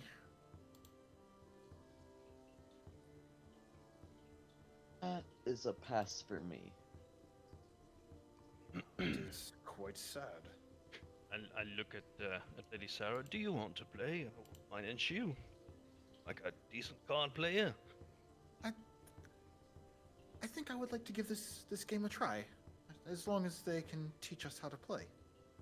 Good. I will just coach you from behind the scenes. And Atreya, that is Sarah. That is the God date damn that it. Alright. he brought on. I seen the message. I had to Yeah. finish that up first. No, it's good. Would anybody else care to play before we start? Is Johnny still by my side or something? Johnny is still with you, yes. Just look at the boy. How tall is he? Is he like a tall guy? Johnny's about 5'9", 5'10". I don't know how that makes a meter. Wait. I'll say I can't tell you in meters. I will just like in centimeters. So alright, cool. So he's just my Well- height. Alright. What's the card game they're playing? Goblin. Knuckles. It's called Cobalt Knuckles. Feels like an intelligence game. Johnny, do So- you know that game? Do you want to play it? Of Well, course. fine, I will This play. is- I will play. You know what? Give it a try. Do you want This to play is alongside quite me, a or- simple game.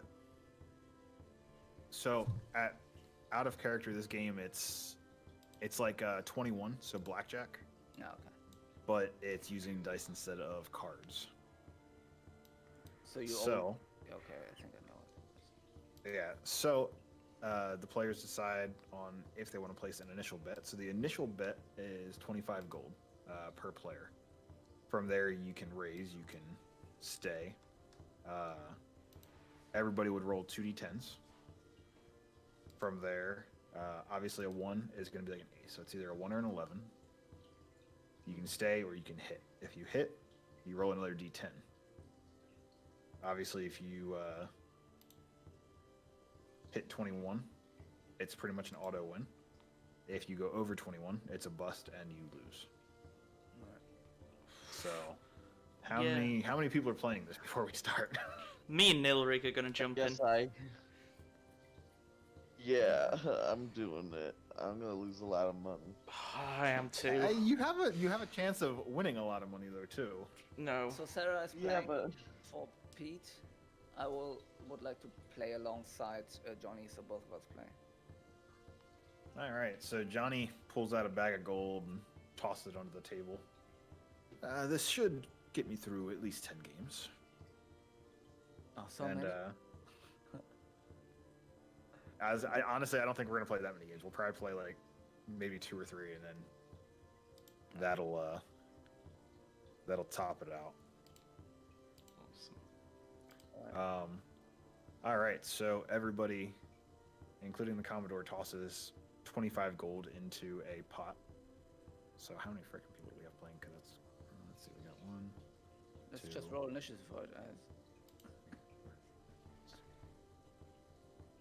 1, 2, 3, 4, 5, 6, 7, 8. All right, so we got 8 players. So that's 200 gold. 25 gold to start the pot. All right. Yep. So that's my 25 in. me Hope too. I get something back. All right.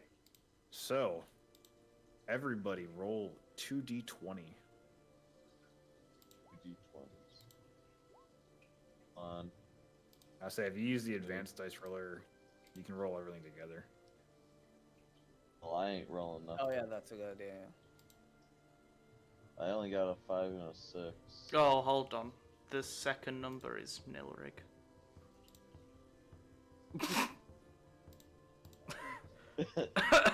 Nilrig, high Oh. five, bro! Okay.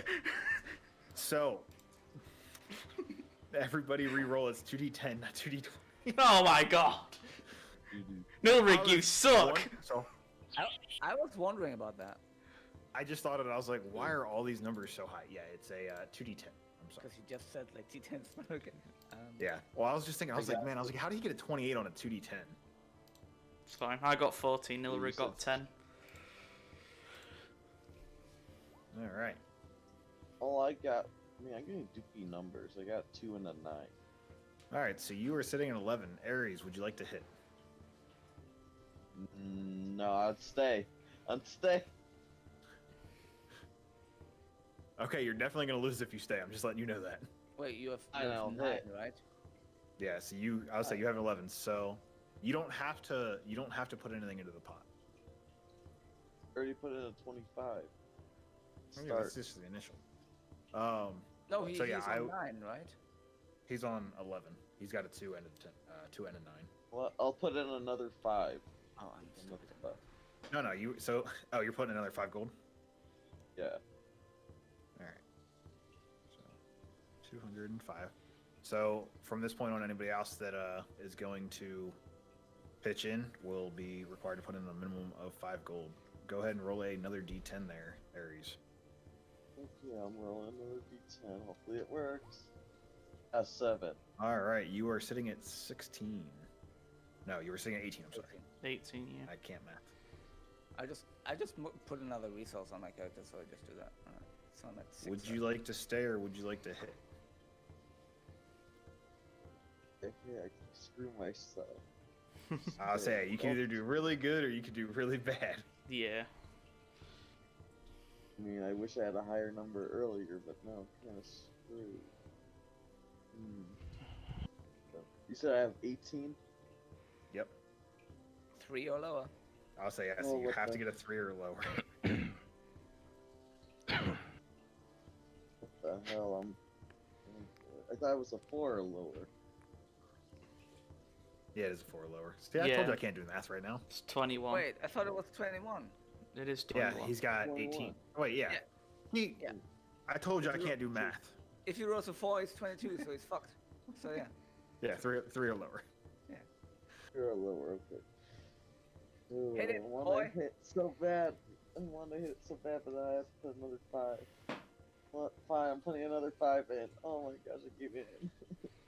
Wait, so Yeah, he's go ahead put and roll an another extra D10. 10 in. Okay.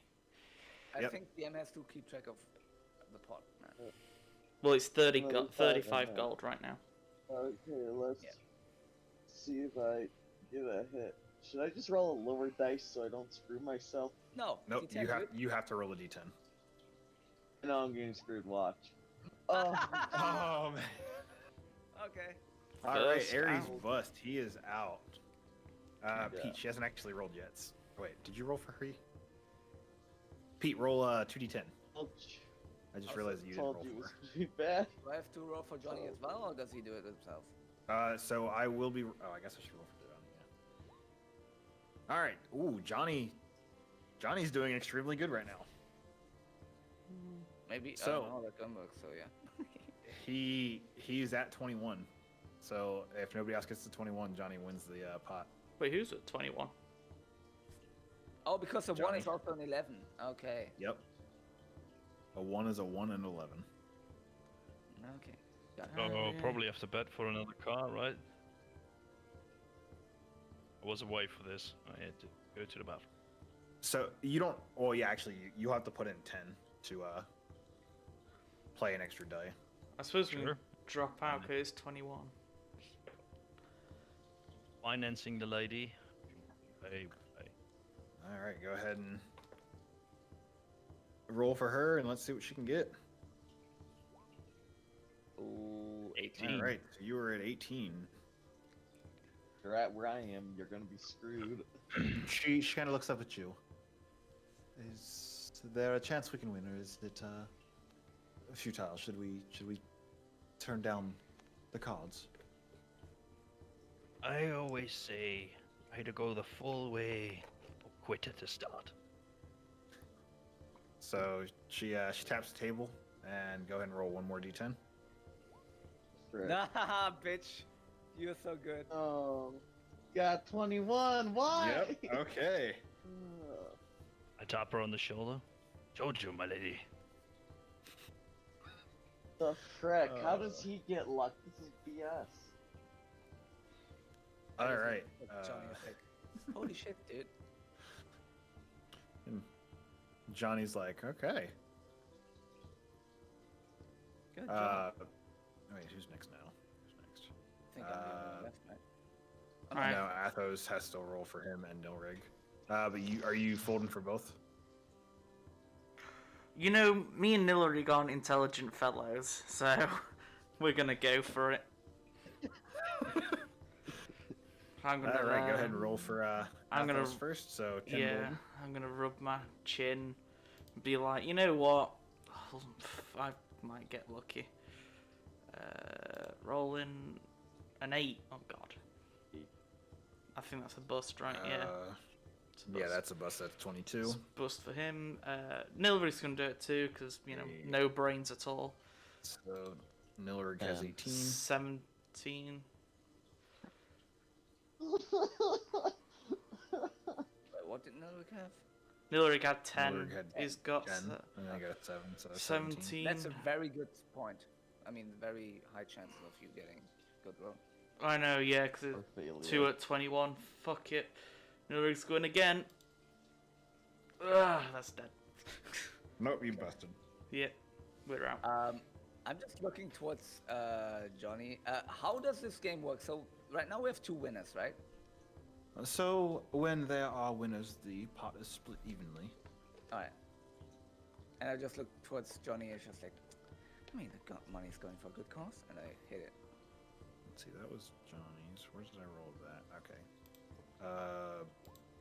Atreya. 17, and I will hit it again, which is 20 fucking 1.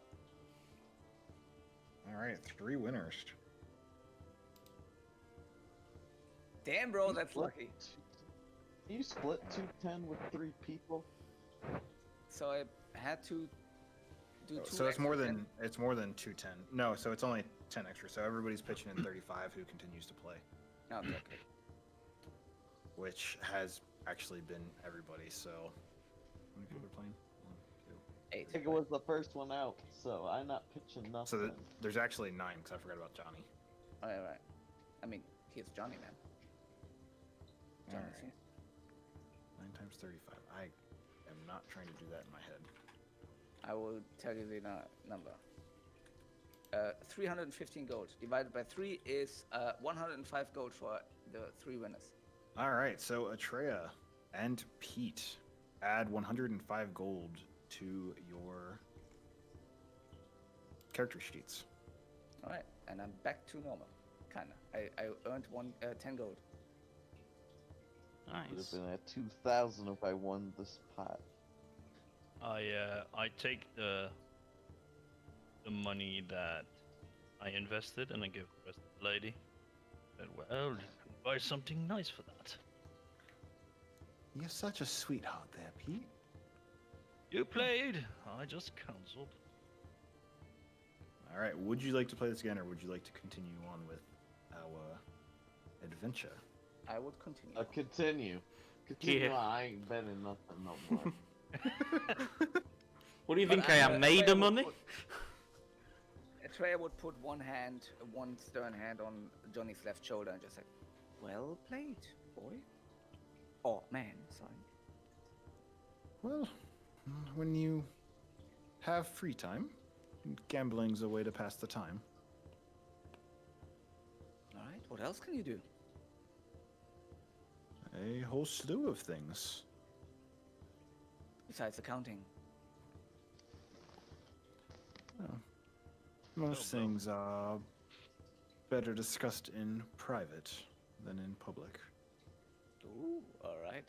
And I just wink at him and just like, all right, up to the next thing.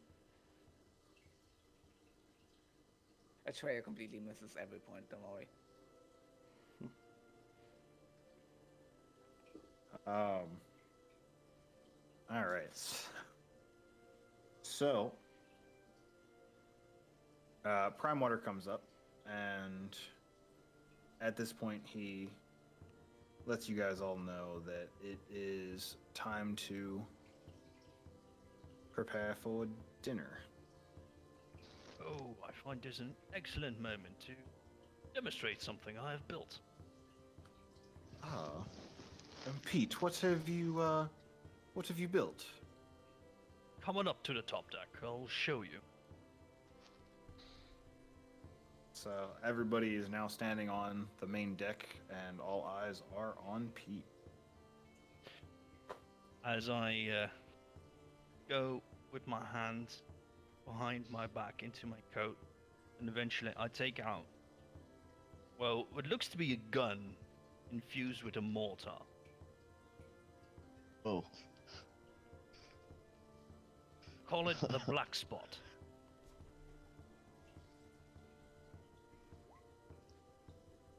Where you gonna shoot that?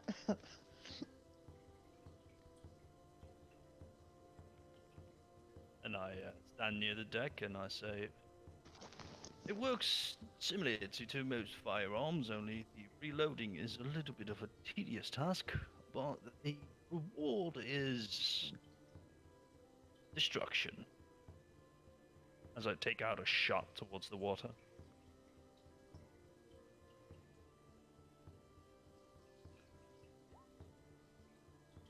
Whew.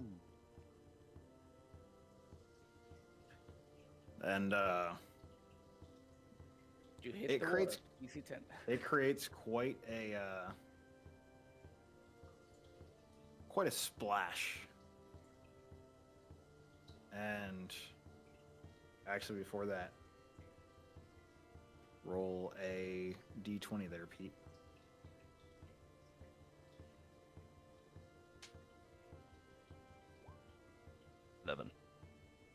Yep.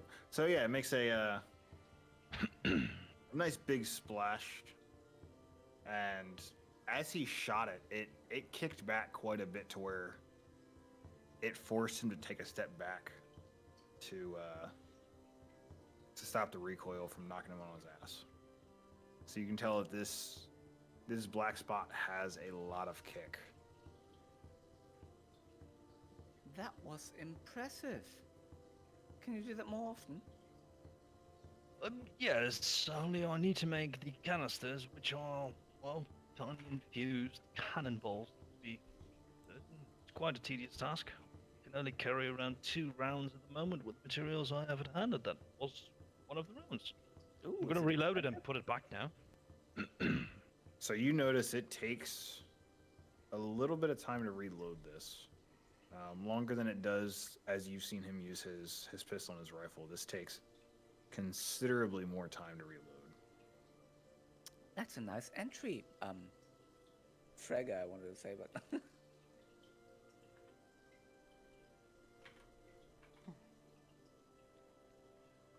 Well, it was supposed to be my opening shot. it is pretty much amazing. So very soon you're gonna carry one of those, and I pointed one of the cannons. No, no, no. Oh, this was my alternative to it. When you need a little bang for your buck, so say if we need to wreck a door down, which is stopping us.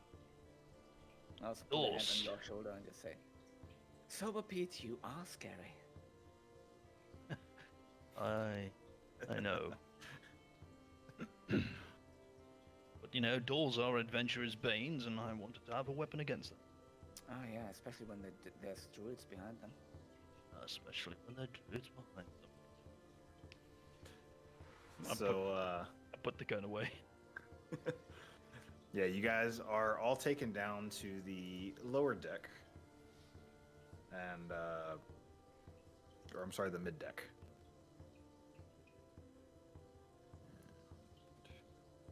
Bring you guys out here, and there are more seats than there are in this map. We'll pretend like there's no seats for your plus ones. Go stand in the corner. Peasants. I mean, I would be standing in the corner then, though. And you see quite a few characters sitting at this table. And can you guys see the nameplates? No. Nope. Okay, that's all. I wasn't sure if you guys would be able to see them or not. So you have and Galen stands and he introduces everybody. So obviously Galen Primewater is right here. Anders Solmore is to his right. To his left is Anders' fiance, Carmilla. To her right is Father Wyndham. So that guy right there. Skier and Wave Chaser, the butler to Anders, is sitting beside the father. Oh, that's where the Commodore's token was. The Commodore is sitting next to Anders, and then next to him is a gentleman named Mormac. And all are in very festive but formal attire, mixing between blues, greens, reds, some grays, and they all stand. And Galen waves for you guys to find seats, so you guys can sit in any of the 4 seats that are still open, because Pete took the other head of the table. Just sit there. Seriously, Pete? What the fuck? Okay. I mean, he's obviously the most important part of it. Okay. I'm gonna sit next to Ares because Remus. You're gonna sit next to the butler too, so. You mean reasons? You don't know. Better not be doing anything stupid. I mean, Strokes his leg. So how well can you handle a? Arx is sitting there. So, you all gathered in the ship's banquet hall. There's obviously a large table that is in front of you, set for this feast. And as everyone is taking their seats, you guys are all assigned to the westward side of the table. And the other guests are sitting on the east, where Gellin is obviously at the head of the table. You sit down. There's a few bottles of wine that are passed around. Some rum, some whiskey. They're passing a little bit of everything around for those who have specific tastes. And there's slight chatter here and there while everybody's glasses are being filled. And as all glasses are now filled, Anders stands and clears his throat. Before we begin this feast, I would like to propose a toast. Some time ago, many, many years, I embarked on a rather risky business venture. Unfortunately, it did not go as planned, and I was set back a sizable chunk of my fortune. However, that didn't stop me, and I continued to battle on the other tide. On against the tide. Now, thanks to all of you, and he waves it at the 5 of you guys at the end of the table.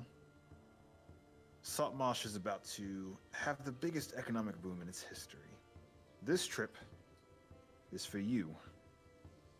I hope you enjoy yourselves, and I swear to Procan that you will always have a friend in the Prime Water family. And he raises his glass, and everybody starts clapping, and there's a small cheer, and everybody takes a good old hearty swig of whatever beverage they are currently consuming. Hopefully tea. And as this is occurring,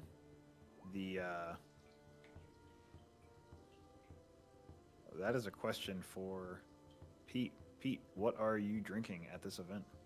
I'm taking a sip of wine, and as you see that happening, Pete smacks his lips. And I just empty the glass. There we go. Can I cast Mage Hand and just like have the bottle of rum just hover over to him? Sure. Alright, I will do that. I'm drinking wine still. I know. Just put it next. Oh, then the wine bottle, whatever. Sorry, I misheard. He's like, I'm going to tempt you with this. Of course. He looks at his wine glass, and as it's filled again, he stares at it, but he refrains himself for now. You see Treya biting her lip, and then let's sit down back down. And as this is happening, the doors, so the doors you guys came in through, are swung back open, and in walks this large male orc. And in both arms, he is carrying expertly balanced plates that is just laden with food.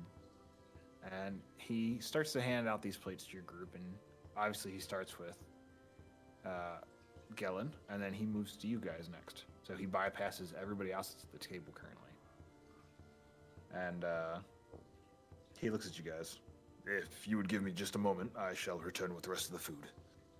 And he hurries off and comes back about 2 minutes later, and he is again just carrying a ton of plates, just perfectly cradled in his arm, so he's not dropping or spilling a single thing. And as he returns, Mormac, so this guy right here, looks over at him and, Urgob, please allow me in Warrington to assist you. It's the least that I can do. And the orc nods and smiles at him. And between the three of them, they pass out the rest of the food to everybody. And again, Gellin raises his glass. Well, let the feast begin. And you see Orgob talking to Mormac for a little bit while everybody else is starting to eat and dig into their food. And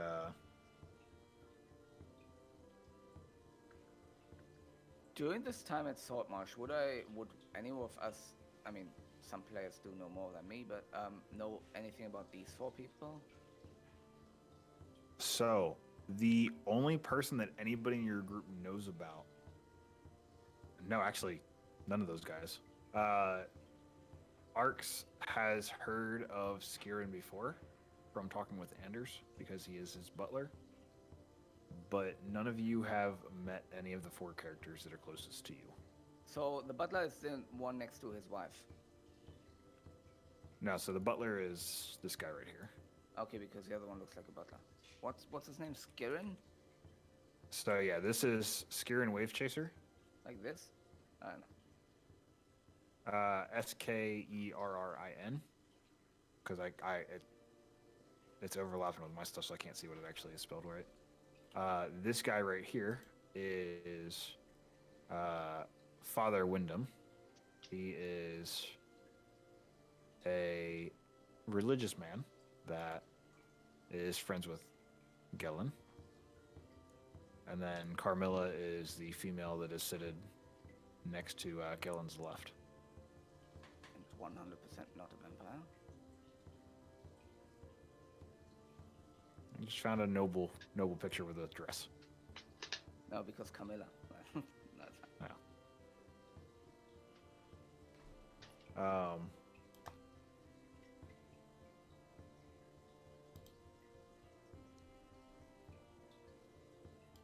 Anyway. You want to be a Mermac or something? Mormac. Mormac.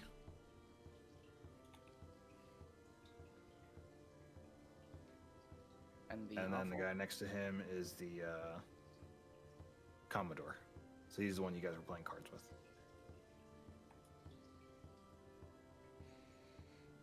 And in walks Captain Misty, who you guys have obviously already met.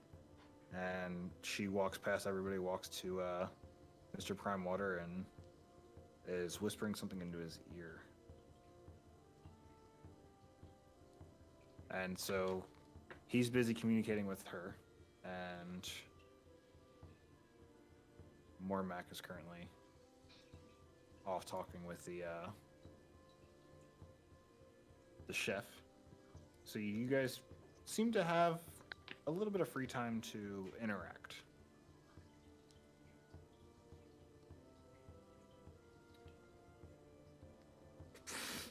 I look towards my +1 and just, Johnny, do you know any of these people? I mean, Yes. besides the two over there. I would hope that I know all of them. Obviously, just- Anders Solmore is head of the Solmore house, is a fisherman and merchant. Yeah, I know these two. I just pointed Anders and Gallon. Well, if you would not interrupt me, I could tell you about the rest. Carmilla is the bride-to-be of Anders. She comes from a smaller noble house out to the southeast. Then Skirin is their butler. Strange fellow. He doesn't really like to communicate with too many people. Kind of likes to stick to himself, but has been loyal to the Solmore house for many years. Then Father Wyndham, he first started being the religious figure for my father. I want to say maybe 10 years ago or so. After some bad business, my father found more of a religious side. Do you know what kind of deity this father worships?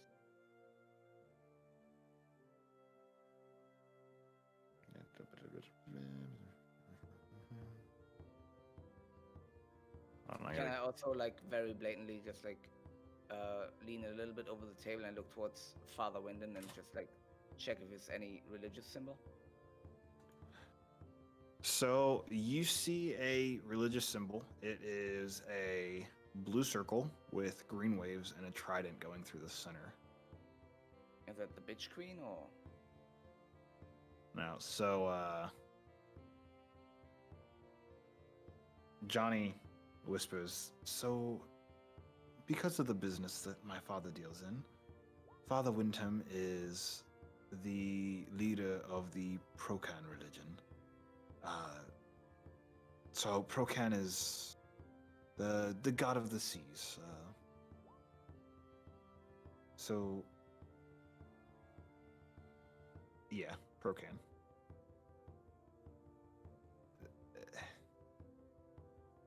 It is good luck for my father's business. But Amberly is the goddess of the seas. There are multiple gods of the seas. So Procan is believed to be the Iridian god of the sea. So different religions have different gods. And unfortunately, gods of the seas are very common. Oh, so that's okay. Me as a player just recognize it's a Greyhawk thing. Okay, cool. Yeah, this campaign was originally designed for Greyhawk. I didn't know that. Yeah, it can be adapted. Like Ferentia. Yeah, it can be adapted to any of the multiverses. So, and skidding, the Commodore, and actually the Commodore, I don't remember much about him, so I actually have to look at his character sheet. Commodore.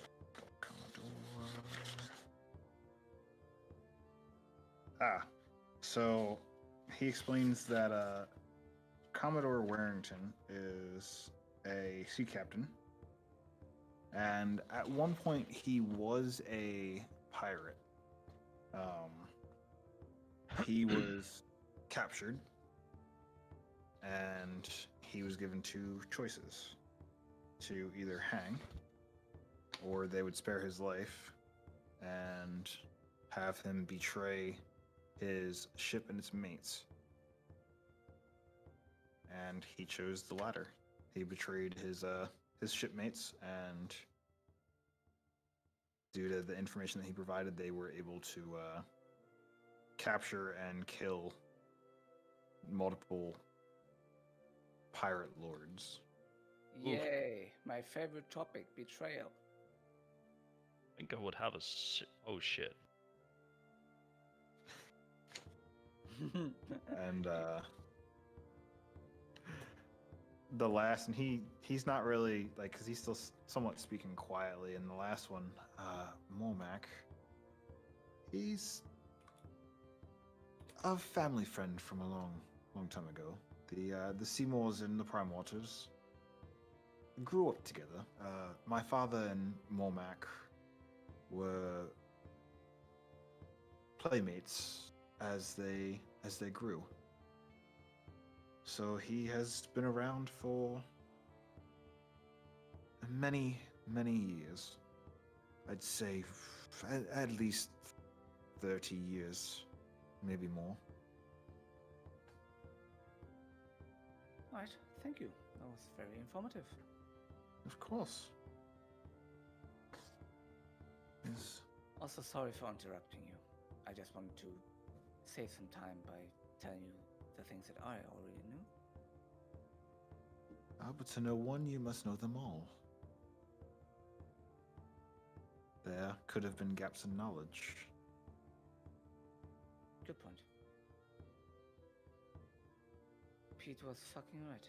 I hate this. Are you enjoying yourself? And if not, what can I do to better that? I am quite enjoying my time. Right.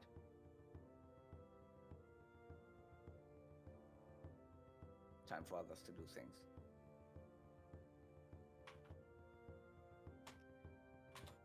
Does anybody else want to communicate with anybody, or are they just going to communicate within their small circles? I'm looking at Captain Zendros. Oh yeah, you asked that. Yeah. So she just gives you that wry smile and gives you a wink. Well, I'm going to enjoy tonight, to say the least. That's what I was hoping to hear. Just on the shoulder. I just smile at Arx at that point. Who's probably looking paler than he normally does. Is he frightened as fuck right now? All the abusive relationships here, man. I mean, Arx has been very quiet this session, so. Yeah, Yeah, well, it's okay. Arx is just like, why did somebody invite her? That's the one spot. Be funny to tell him next session when he's there. Yeah. So, at this point, as you guys are conversing, the room is suddenly plunged into complete darkness. And it seems like it's spread from the middle of the table. And you hear panicked shouts coming from around the room. And then you hear screams. And the sound of chairs scraping as they're pushed back as people are standing up. So, I'm going to ask each of you, and I will start with Athos, and we'll go around the table from there. What would you like to do when this darkness appears? This is a magical darkness, so you can't see through it. It's magical. Yep. I have a question. Is Nilrig next to me still? Nilrig is not next to you right now. Okay. God damn it. 'Cause then I know where you're going. You knew exactly what I was gonna say. Okay, fair enough. Sure. I mean, since I hear everyone getting up, I'm gonna jump up as well. And I'm going to grab hold of my holy symbol so it lights up. To see if my radiant light can defeat the darkness. Alright, Pete, what are you going to do as this magical darkness envelops the room? I assume I still know where Lady Sarah is. I grab her and just hold her close while I draw my pistol from my back. Alright. Ares.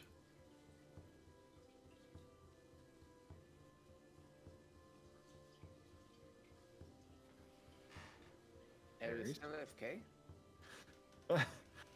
In 10, 12 minutes? I'm pretty sure he's gonna have to reconnect. Because I know when he goes AFK for too long, for some reason, it doesn't like him. Oh wait, no, yeah, I forgot. I didn't realize that he said BRB. Yeah, it's in Discord. Yeah, I usually keep Discord minimized. I mean, it's So I'm 12 only minutes. rocking 2 screens. All right, well, we shall skip him for the time being. And Atreya. I will. 2 things. Number 1, I will apparate my weapon in my right hand. My left hand will grab Johnny by the scruff and just say, "Do you have a weapon? I hope you can defend yourself." And did he have a weapon, like a rapier or dagger or anything? He had nothing on him. Alright, I give him a kitchen, like one of the cutlery, like here, and just like put it in his hand. And All then just right. put him back to me. So, And I would, also I would like to move towards where I know the like planks, like what the wall would be. all right, Slowly. so that's- you slowly make your way back towards the wall. So go ahead and move your token back to the wall. to maybe step out the magical darkness. I don't know how big. Oh, that we is, could but- move. Oh, I Nope. thought we only had a quick action. I mean, he's asked you what you want to do, so I thought I can move and do all Yeah. that. Oh, fair. Well, yeah. So you can. Hold on, how far? I gotta remember how far this actually is. I'm dragging Johnny with me, by the way. So if I You're get only out- 25 feet. Yeah. So everybody will have a 30-foot range. Oh, okay. Fair Um, enough. Okay, I will move here next to the torch light thingy, And I think if it's normal magical darkness, it should be dissipating around here because it's only 30-foot radius. If it's that. No, it's this entire room is complete pitch black. Fuck. I Then just I can't turn off the torches. So my bonus action was to do that. My free action was to get the cutlery for Johnny, moving with him, and then can I use my action to perceive if there's any movement that I can hear? A lot of noise right now. Yeah, all Yeah, the I mean, chairs yeah, and stuff. Besides all There's the... there's no distinct noise that you're gonna be able to hear from where you're at. God dang it. Alright. Then I Um, will ready in action if anything attacks me, I will attack it back. all right. So what happened? All right. So You're dead. I will no, I will reread this this small pitch real quick. So, as you guys were communicating with each other, a magical darkness plunged the room into complete darkness. So everything in this room is pitch black. Which, you know, Oh, great. I mean, I could have just technically thrown in a whatchamacalls it. Fog of war or something? Yeah.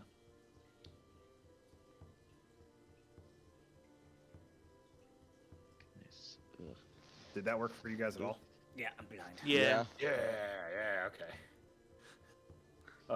Then be like, what is this? What is going on? And so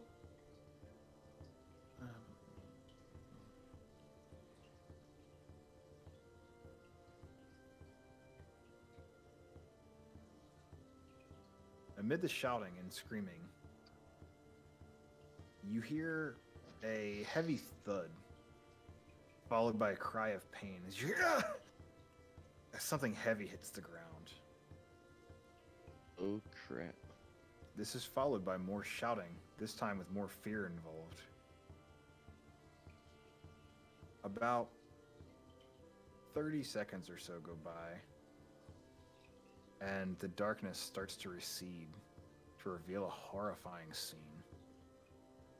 Father Windham is lying on the ground groaning after having fallen back from his chair.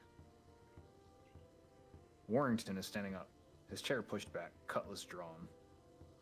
Galen is standing, his chair pushed back. And Captain Misty is standing beside him, a dagger in each hand, ready to fight. However, everyone's eyes are drawn to Skeeter and Wavechaser, Anders Tolomore's butler, who is lying on his side, slumped over the table. You can all see his neck has been slashed open, and a bone dagger lies on the table beside him.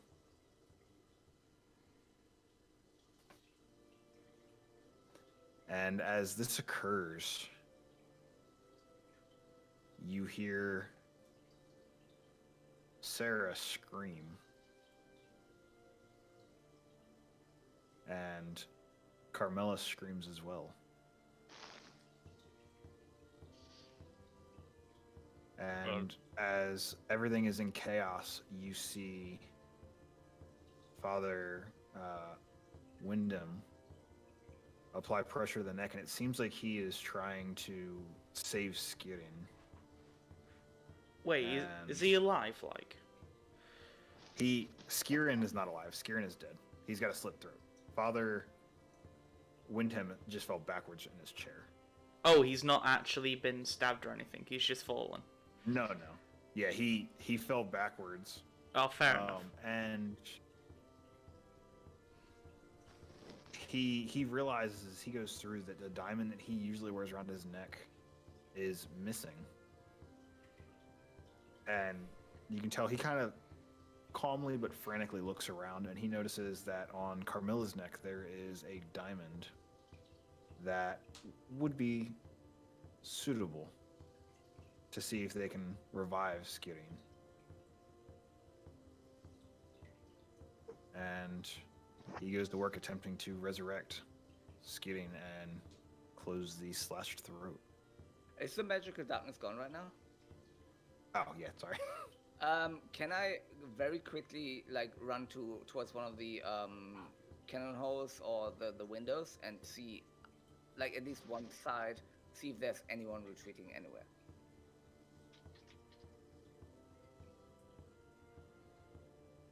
Why does it not want to do it?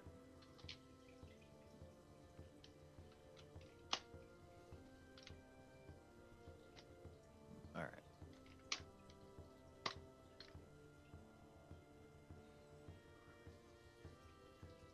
Can you guys see my No. You need to go I on can see reveal the area. table. Yeah, you have to I see. reveal areas and then just drag it over it. I Yeah, mean, you I have think to I tried. draw it.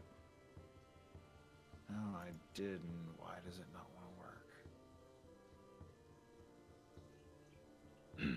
See, this is why I shouldn't have used it. Hold on. I'm just going to go and reset the page. I mean, I can see the map just fine.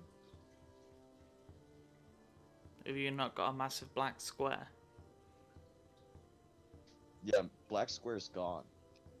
Not for me. Maybe I Oh. reload F5. Yeah, maybe. I doubt that will work. Scroll but- 20, guys. Yeah, no. Didn't work. Oh, whatever. Theater of the mind, guys. Thing. So I rush towards one of the bullseyes or whatever that's called.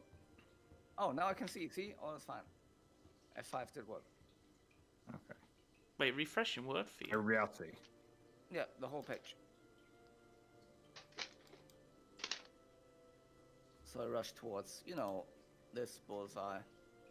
Probably still, like, frantically dragging Johnny behind me because he's in my hand, so he's an accessory right now. And just look outside and check if there's any movement in the waves or anyone paddling away or whatever. I step back, take the chair and bar the door. And then I console Lady Sarah and just look around. Zandros, check the other side. And she walks Yeah. over, and the other door is locked.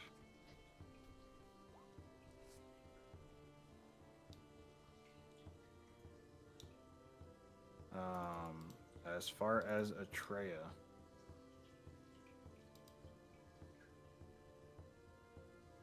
you were looking for any type of sign of struggle, correct?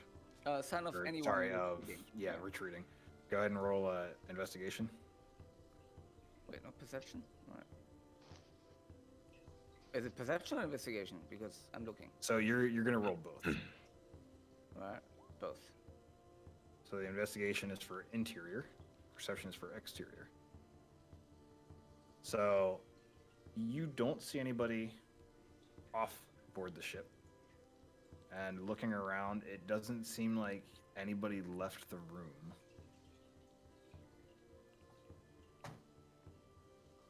So you see nothing.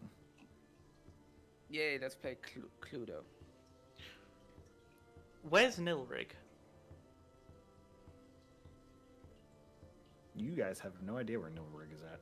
The traitorous But bastard. he was there. He was sat next to me. Yeah, he's my +1. The traitorous bastard. I knew he would end up bad. Alright, whatever. I'm gonna Where kill is him. the ominous black dragonborn? He's fucking dead. Nah, I don't know. Maybe. I mean, What do you mean he's dead? well, no, he's not. Well, you see, the reason I asked about him is because he can see through magical darkness. Which means when that went off, he can see. So if I assume someone came in here and then ran out, I assume he's chased them without telling us because he is a complete idiot. And he's probably now, I don't know, fighting on his own. So yeah, he's probably dead. I look at Athos. No. Nildrick went to the lavatory just a few seconds ago. What? What do you mean? I'm pretty sure we would have all seen that, right? Oh, he actually said he was going to the lavatory. When? And you just... Is that when I was BRB'd? Just laughing at us. Well, he stood up. He said, "I need to take a gigantic," and then he looked at company and he went out. I'm helping the Oh. GM here, guys. Yeah, maybe, but also you might be fucking like in all of this. No, Me. nobody has any idea what's going on here. You say that. but- Oh right. So did Nilrig just leave on his own terms earlier then? Yeah, so when you guys first came in, he probably didn't seem like he was very hungry. He conversed okay, for a little bit, but yeah, before all that happened, he did depart Oh, fair in enough. preparation to go drop a dookie. Makes sense. Preparation to. Who does prepare for that? God damn it, guys. If I'm you gonna inspect the outcomes. So,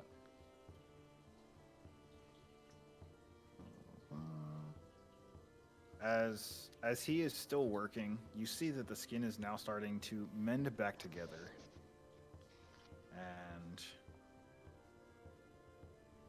he is still standing over Skieran's body, and as his neck finishes knitting back together, you just hear as he sucks in a big breath of air, and you realize that he actually wasn't dead. He was just on the near verge of death. And as soon as he finishes taking that breath of air, he leans over onto his side, and he just starts throwing up a mixture of half-digested food, bile, and blood. And this just continues for 5-6 minutes. Ooh, that's you're- not good. Yeah, like you're just like, all right, one, how does he still have this much stuff that he can still puke up? I quickly take the bone dagger and take a look at it. Fuck. I want to assist in that. All right, go ahead and roll investigation. With his twinkle toes, can I have advantage? Yep. Twinkle toes. I'm not tough, but yeah, okay. Wait, I'm Ang. Whatever. Not bad.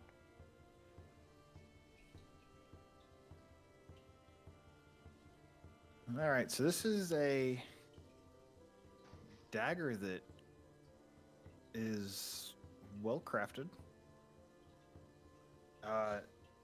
and as far as you know, nobody has actually seen a dagger of this make.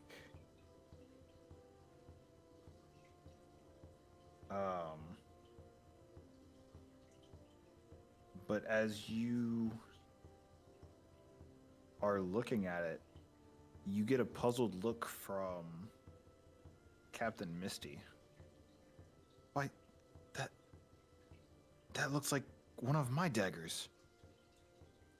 Is there poison on the edge? No, at least the daggers that I use are not poisoned. And out of her back, she pulls one that is similar. It's not made of bone, but it's made of a tusk. So the handle is what appears to be maybe a walrus tusk. These are handcrafted specifically for my use.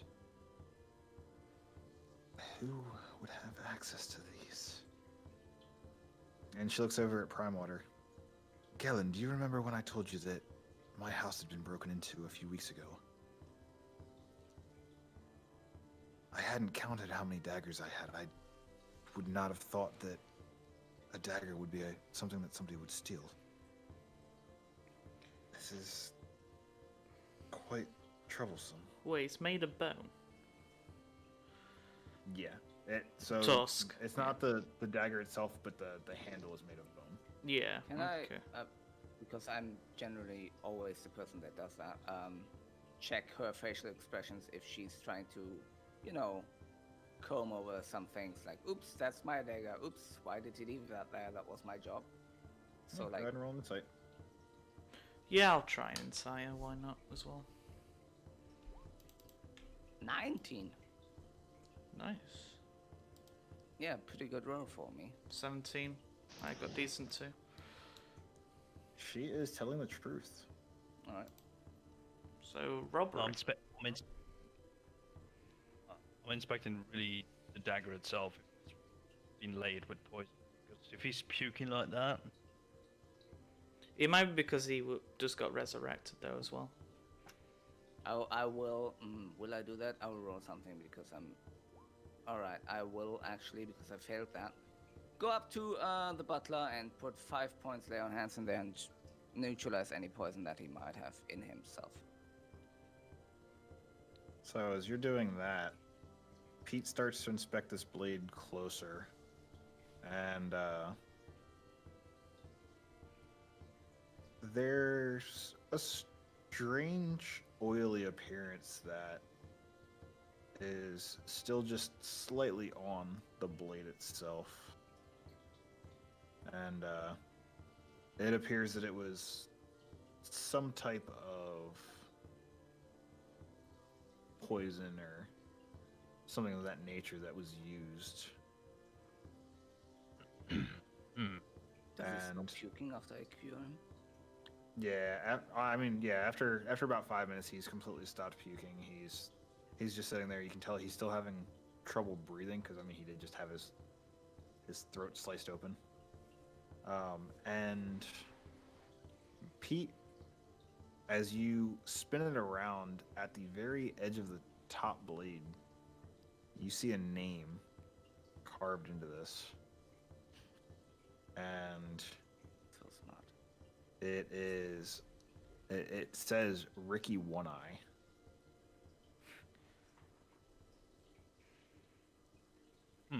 does that name ring any bells? Oh. Ricky One Eye was a pirate that I killed after a disagreement. This was back, many years ago. 7, 8, something of that nature. Misty answering? That is Missy answering, yes. What? Month? Years? What'd you ask? Month? Years? Years. And as this is happening, Father Windham stands up and he starts rubbing the back of his head.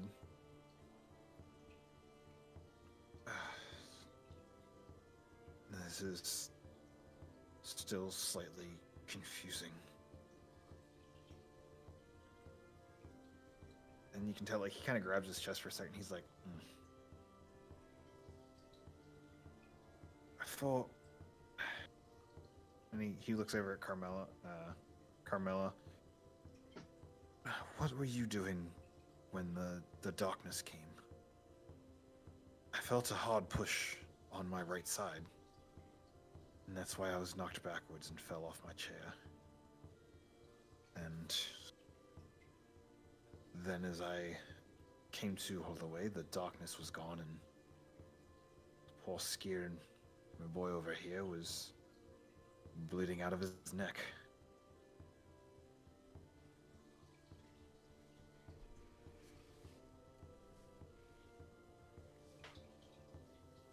And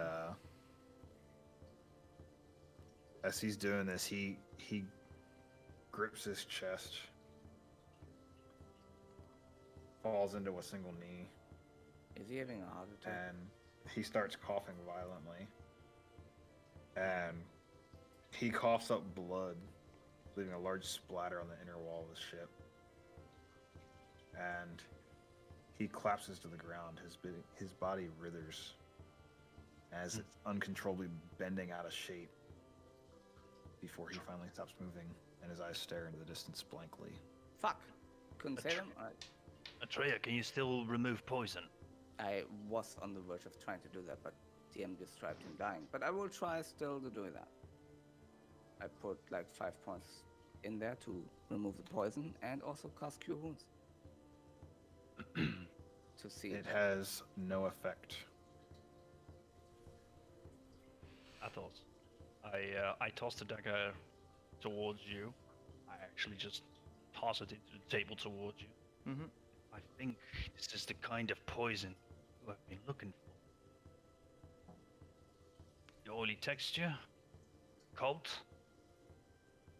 some time. Oh, about the demons. Wait, Galen died? No, you were talking about when we first joined the session, the game. Hmm. There was some talk about purple worm poison. Oh, okay, yeah.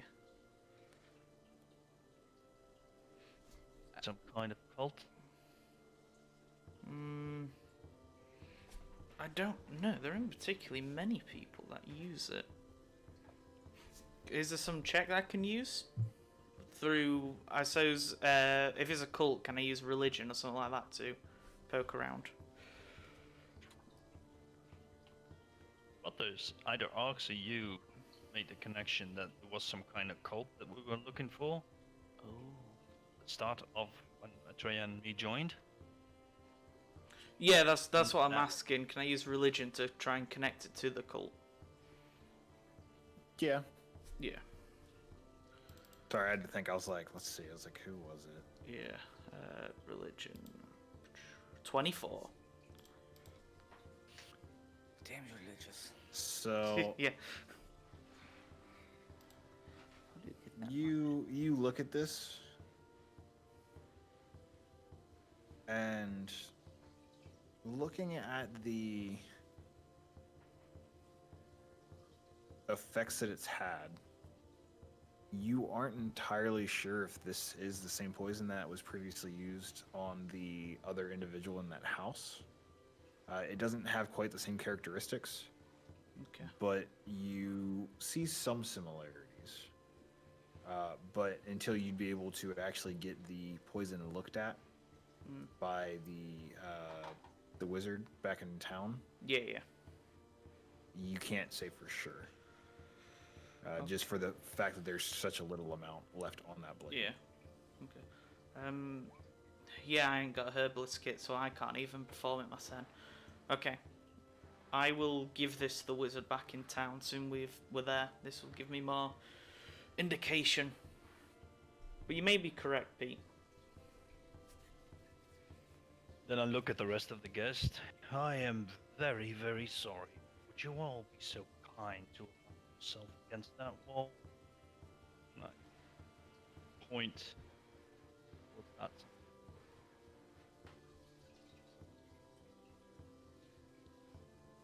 Sorry, which wall? I'm assuming top wall. Yep.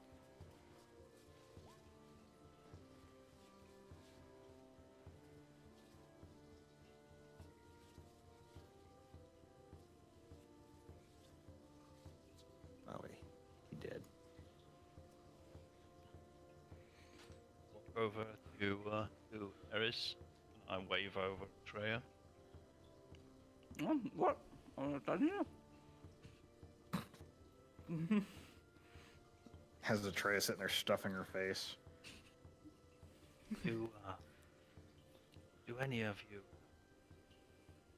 any moves connecting to magical residue? Seeing magic. Yeah. Why? Did you use it? Sure. I just snap my finger and my eyes glow purple. Cast detect magic. So the only magic that was detected was the residual magic from the darkness spell. And Gellen's now thinking, and you can tell that he's hard in thought. And he walks up to Mormac I was wondering about that, dude. and asks about if he is able to still cast higher level magic. I'm gonna do the most obvious and stupid thing ever. I'm gonna look underneath the table. I did that already, dude. I literally did that whenever you said something about like someone's dead or something. I don't know, but yeah. I hope you find everything. Yeah.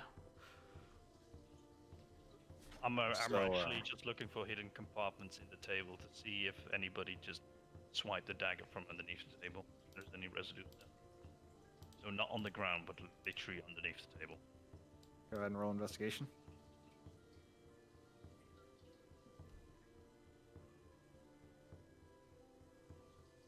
Oh, Can I assist? Because I already looked. If you're there under. helping him, yeah. I will help. did you? Nope. Not that you needed it.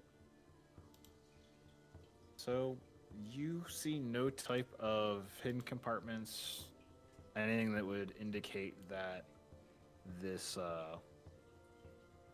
this dagger was pulled from under the table. Right. While I'm under the table, do I see any scuff marks or blood drips that may have come from drawing the dagger or stabbing it? It's always So the only blood that you see is directly underneath where Skidding was sitting, and that's just where you're assuming it was where his throat was slit. Strong evil, eh? I come back from under the table, put my hands up, both of my sides, shrug my shoulders. All right, I'm all out of ideas. I'm gonna just like almost like a prayer, but just like see my hands light up a little bit, almost like fire, but not really, and then just clasp them in the middle and just like so boringly clean here. Wait, he detects nothing. Nope. I mean, He detects no evil. Do I know you're using divine sense? Like, is it something that we can easily tell you're doing? I make it very blatantly obvious. My hands burn up almost like a little bit, and just like do like a little pouty motion, and I probably sense like nothing. Maybe? I assume you tell us that you've sensed no evil. Yeah. Yeah. I just said like it's boringly nothing in here. Soon you say that, I am completely puzzled. Probably almost shocked at that you sense no evil, and almost like that judging face of I'm judging your abilities. What? You do you mean? you detect no evil, but there's a black dragonborn on the boat. I mean, he's maybe out of range. Also, How short is maybe it? he's no longer on the boat. 30 feet. 60 It's a feet. 60-foot range. Ah, true. Yeah, So okay. I'm pretty sure fair this enough. room by itself is. Yeah, True, this but room how by itself is far? over 60 feet. How far's the toilets from this room? Yeah, Fair it's like enough. super big. This whole ship, man. It's, Yeah. Okay. Fair enough. I think there was miscommunication there. I mean, Yeah. 60 feet radius, man. So it's like probably the whole, like 2/3 Okay. of the ship at least. So yeah, and obviously it can go up to the top deck too. So okay. I mean, I do probably sense something, but Nope. Well, it's only The strong divine evil, sense is so for, yeah, celestial fiend or undead. That's all you can sense. I mean, I'm a tiefling, so I'm part fiendish. wait, it is. Ah shit. Okay, I thought it was humanoids as well. Don't matter then. Ignore me. Nope. I never did anything. Dragonborn would have counted. So one thing that you guys did notice is when Skidding was originally discovered, you noticed that Father Windham reached for some form of necklace, and then you noticed that he had ripped a diamond necklace off of Carmilla. There you go. Is it the same necklace then? Or was it they both had one? They both initially had one. His, for some reason, was not on him when he actually needed it, and I really need to find my freaking charger. Fuck. Did they shoot any, in retrospect, shoot any weird glances towards each other? Now that we know this? Like in the sense of we did things. Like, you mean between Skidding and Father Windham? No, between Camilla and Father William. No, she was quite perplexed when he ripped the necklace off of her. Okay. When the darkness appeared, because the darkness spell is verbal components. Yeah, verbal. Did we hear any magical words being said? You did not. Okay. Knowing that, I'm like, so it wasn't cast in this room. I can tell you that much, because I would have heard them words. You damn cat ears. I'm trained in hearing magical words, and I didn't hear them. So it wasn't cast in here, and it wasn't cast close, because I would have picked it up. Which means it was a delayed cast, somehow, but you looked under the table and there was nothing there, so clearly not delayed casting, so someone casted it outside of this room. or some of the table ornamentation focus point. But I'm going towards Wyndham's corpse, and I'm going to inspect him for wounds, stab marks, needles, anything, just to see why the fuck he collapsed. Go ahead and roll an investigation. Alrighty, boy, here I come. I'll help you with that. I needed it. Yeah. All right, so as you look upon this body, there are no signs of him being poked, prodded, stabbed, gutted, anything of that sort. There's no weird discoloration anywhere on him. No pinholes or anything that you can see.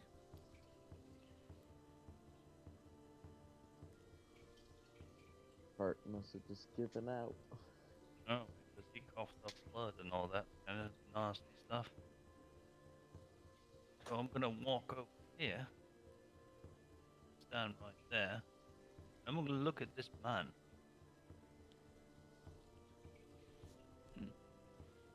Yes. So,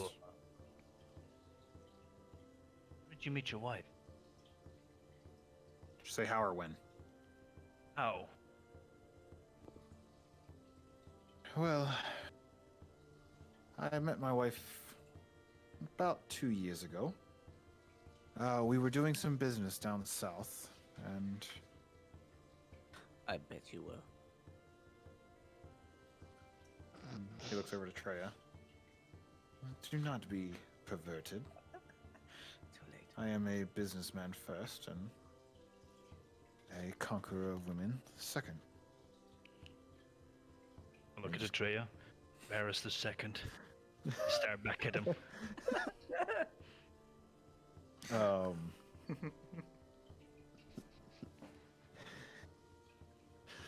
So, where was I going with this? Oh yeah, how he met his wife. She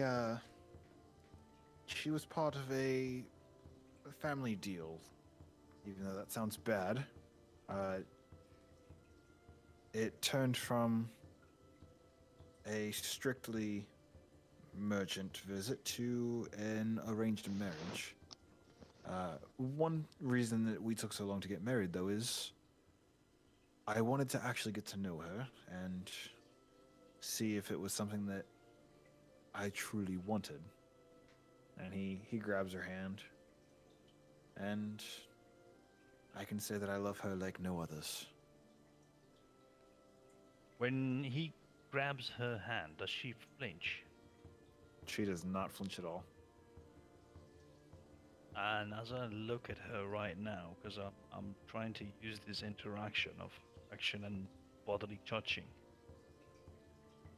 does her composure and her stature at all change? Is there something strange about the way she moves? Because the good priest collapsed after he touched her.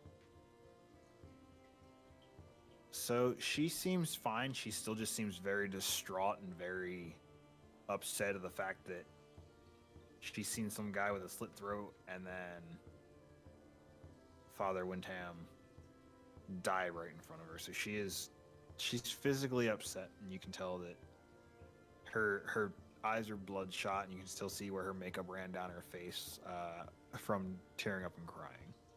But I'm gonna insight this if she is lying, faking it. It's always the women. No. I'm not helping you on this one. sure Mine's shit, like well, you can see that's terrible. what she's doing. All right. Just a quick question. Is there any noises from, like, the crew running on the deck? No. So So there's no noise from the crew at all? no, so you guys are down 2 layers. You guys are down 1 layer. One layer, yeah, it's middle, yeah. Yeah. It is nighttime though, so most of them may be down in their bunk areas. True. And with how large this ship is, they may not have heard it. Yeah, okay, fair That, enough. like every door in the ship's closed too, so that doesn't help at all either. I No, just but I suppose this ship's made of wood, and ships isn't built with kind of gaps in between the floors, but... Okay. Wait, why would there gaps in the floors? Because it's made of wood. They weren't expert builders. The fuck? What? This? What? No, they were expert builders at building ships, dude. Otherwise, the ship would sink. I'm going to unlock this door that Pete locked with a chair, because I'm going to start investigating the rest of the ship for where the crew is. I'm looking at Prime Water. Well, the only way we can discover maybe who's either a perpetrator or an accomplice is to have everybody empty their pockets. Because we're essentially looking for a missing necklace that was around a good priestess' neck. Seems fair. And all of them empty their pockets. And nobody has this necklace. As Prime Water himself does it as well. Yep. That's no guarantee. These figures just moved through shadow and shade, and they just bolted anyways. Question is if they can swim, or if they had any escape plan, or if they're still on the ship. And I constantly squint towards the weird fucking betrayal orc, but just personal. Why would anyone go for the butler first? Honestly. Also, who would go for you in general, Mr. Gallen? Do you have any enemies? All of us have many enemies. We are all merchants and tradesmen. Oh yeah, right, and you deal in slavery. Well, never mind. So, but question. What was that? No, that would be the highest reason or the biggest reason for you to be subject to anything like assassination. To break the Well, rules. I can't say that I really care for the way that you were talking and accusing me. No. I'm just making a point of why would anyone target you? Because I am one of the wealthiest people on the coastline.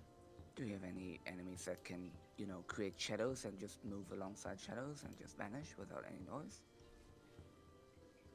People have many traits. What are you able to do? Well, not magical darkness. I don't think this is a discussion going anywhere.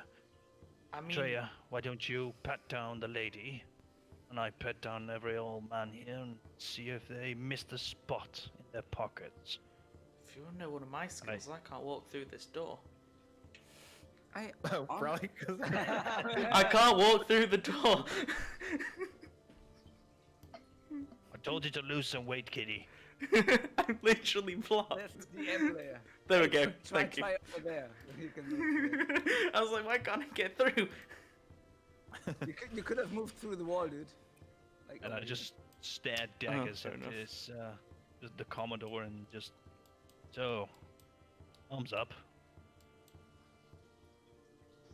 Hmm. Everybody arms up, and I'm really irritated that none of this is on dynamic lighting now. Nah, it's fine. I just shrug and just don't do anything. Just like, I don't know why, honestly. I mean, like, are we investigators right now? Do we have the rights to even do this? Well, we are kind of adventurous types. We had no motivation. I didn't even know the fucking butler. Some of these people may have tried to Yeah. save the man. I'm sure that Galen knows all his friends that are currently present, right? So I don't think that he would suspect any of them. Who knows? I I look just at start betting them Galen. down. I could look at Galen. You just want to go the touchy-feely way, but look at Galen. You do trust all these people right here, right? These are some of my oldest acquaintances and family. I see no reason not to trust them. All right. I'm gonna do a very hefty insight check on that one, though it might be futile anyways. Yeah, 10, whatever. He's telling you the truth. Which I do believe as the players when anyway, so I just shrug and just no reason to pet those people down unless they're being mind controlled or something. And I look just- towards I just keep batting them down. I'm just looking for that diamond necklace. I was so sure. But I'm not good at sleight of hand for that. Ignore that. I just like look in here and just look for any signs of people. That door was locked. Was it? Yeah. You know what really helps with locking doors? Swords. I will try to open the door. It's one way to do it. Door is locked. Just ask for a key. Okay. Before I kick it in, can someone open this door, please? Before I kick it in. Galen walks up. You kick in my doors, and you will never be invited onto my ship again. That's why I'm asking for a key. You hear a click, and obviously you can already see down the corridor. There is a door on your left, a door on your right, and then stairs that lead up. Right. Just looking for signs of struggle and signs of fleeing people. But first, Athos. I was hoping I'd get something from the patting down. Oh, you want to steal something? Like No. in the middle of... I'm literally looking for that diamond necklace. Everybody in this room is the only one who got the diamond necklace, unless somebody has dimension door. Then we have to look for something else. And dimension door, I think you still have to see stuff. Oh no, that's the other one. or they can imagine where they want to go. So we are on the open sea right now. So Yeah. and I didn't So see any it- other ship. So It doesn't appear that there was any type of struggle or anything. Both the doors on your left and the right are locked. did he leave me the key? He's still standing next to you. I guess I should have moved him. I do a very sarcastic but still kind of solemn bow to gesture towards opening the doors for me. Because I don't want And he opens the door on the right first, and it's a small, shabby room, not big whatsoever. And this room belongs to the cook, so the orc. Contains a bed, a small end table, a desk, and a large footlocker that slides under the bed. Right. Checking if there's anyone hiding in there. There's nobody hiding under the bed. In the footlocker, anywhere. Footlocker dare is you. locked. You caught me. I wasn't the footlocker. I mean, there's half. There's half. Have you- I mean, that'd be a way to get caught. Ah, you found me. Look, that's what I was building up for. Like, shit, maybe that's really funny. But no, okay. No, yeah, this footlocker is locked. Alright. Then I check the other room and then rush upstairs. So the other room, it belongs to Captain Misty. So this room has a writing desk, a hammock, and a footlocker. There's a few personal belongings that are scattered throughout the room, giving it that it actually feels like she lives in it. Across the desk, there's scattered charts of surrounding coastal areas, as well as a journal and a few storybooks. Her footlocker is not locked. And are you going to attempt to look inside of it? I just listen and see if there's anything moving inside of it. You hear no movement. Alright, I will check on something. I will not open it. So you said you want to go up to the deck then? Mm-hmm. All right. But I think Athos is doing the other way around over there. Yeah, you wanted to go down, right? I've gone. Yeah, I've gone Athos. down. I didn't go up. Okay. So I'm probably in the cargo hold, I assume. Yeah, you are down where your guys'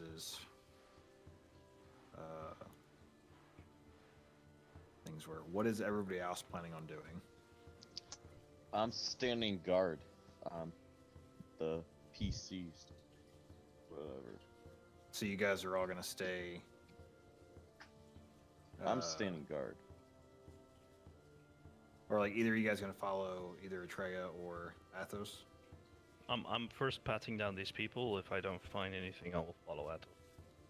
All right. So I mean, maybe You- one should look over all the people so they don't murder each other continuously. Ares is doing that.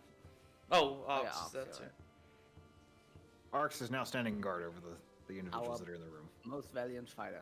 Let's do that. All right. He just So- gently asks them to not do that, and they don't. Ares, are you going to follow Athos or Atreya? I think I'm gonna follow. Athos. Big surprise. Betray I don't know being you the that well, okay? Follow the mighty All right. lion. Oh, well, Um, how many are with the lion? I've already got Yeah. Pete. So Oh, there's then those I'm three going you with the guys. Freya. Never mind. Never mind. I'll go with the Treya. Whatever. Going with the Treya. I don't So- care. Can't leave All her right. by herself. So Yeah, I know what I'm worth. Don't worry. By the way, our plus ones are still in the room. Something, right? Like Sarah and Johnny, they're just still there. Yeah, they're gonna stay with Arx. Johnny with a fucking. Oh well, we kitchen found the knife. toilet. I have no Yeah. gigantic. That's what I was hoping for. We just go through there. This massive black dragonborn sat there.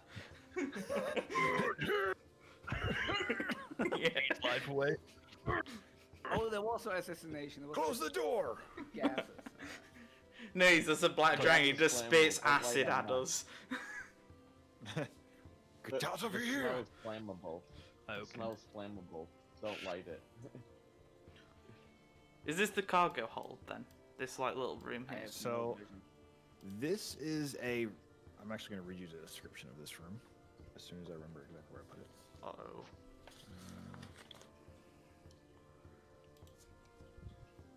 No, that's right in front of me. All right, so this area that you guys are walking into, it is a large, brightly lit room, and you guys actually don't see him right now. I didn't feel like putting freaking dynamic lighting over all the engine pieces. Yeah, phone. Oh, Uh, engine. Okay. Yeah. So there's a large humming, and it is extremely loud in this room. And both of you guys go ahead and roll Arcana. Oh. Yeah, sure. What is my arcana? I'm rolling very average. I should have gone with you guys. Because I actually got better Arcana. Pete's so smart. 3. Oh, 16. I'm fine. All right. So you both notice that there are ruins and inscriptions on these iron blocks that are down in this room. That's what's causing this sound. And Athos, you are able to discern that these ruins are transmutative in nature. Okay. And just from the little bit of knowledge that you have with it, you're guessing this might be something that helps power the ship. With how many iron blocks there are, that's just your guess. Sure. Okay. And you can tell that it leads in a weird direction. And then you also notice that there is a doorway right there. Well, let's continue investigating. There's nothing standing out so far. Open this doorway. So Oh, inside party this room. doorway is a small kitchen. And as you walk in, you can tell that it seems like there's something about this room that it's not as loud as the engine room itself. It seems like it's got a dulled effect on it. And as you open the door, Urgob turns around. Oh, would you like some food? Was the feast not enough? I'm very sorry, Urgold, but apparently there's been a murder during the feast. Have you seen or heard anything suspicious while you're down here? I haven't. I've been here cooking and cleaning, unfortunately. And he points over, and two of the big kettle pots are currently being cleaned up. Unfortunately, this is my day's work when I'm not cooking. I'm stuck cleaning and preparing for next meal. Well, Is Master Primewater okay? It wasn't him, was it? no, it was first the butler and then the good bishop, priest. Well, Father. Did any of them? as I take a quick perception check to see if there's anything here that can be used as poison. Yeah, I'm just thinking the same. Did the priest get fed out of a different pot than everyone else? Because he didn't get stabbed, right? He just was poisoned. Well, that's what you're assuming. You didn't actually find Yeah, anything on him. yeah, so- that's what we assume. Yeah, so I will assist Pete in this perception.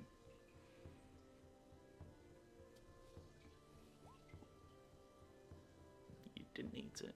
So, as you're glancing around, there's nothing that sticks out as something that would hold poison.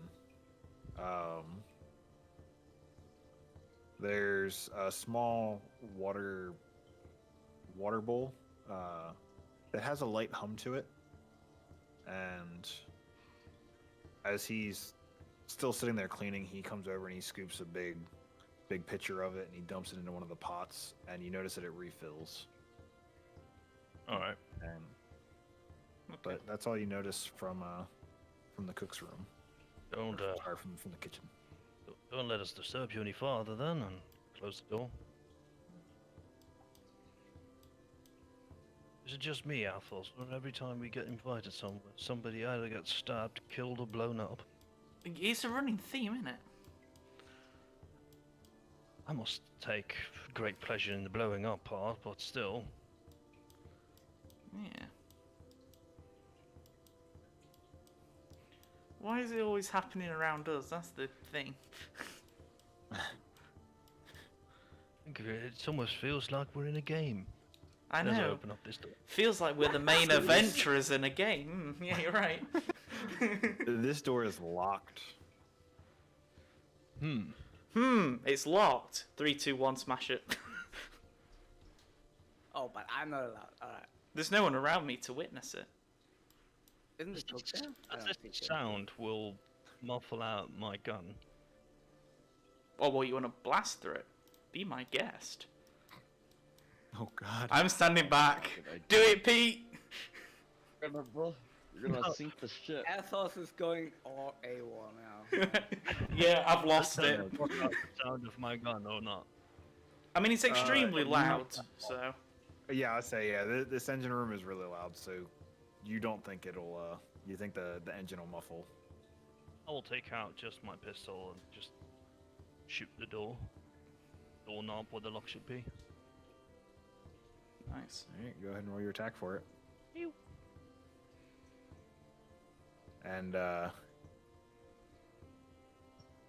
about half a second goes by, and the door swings wide open, and Knock, there's an knock. extremely pissed off looking guy who has a freaking lightning hand.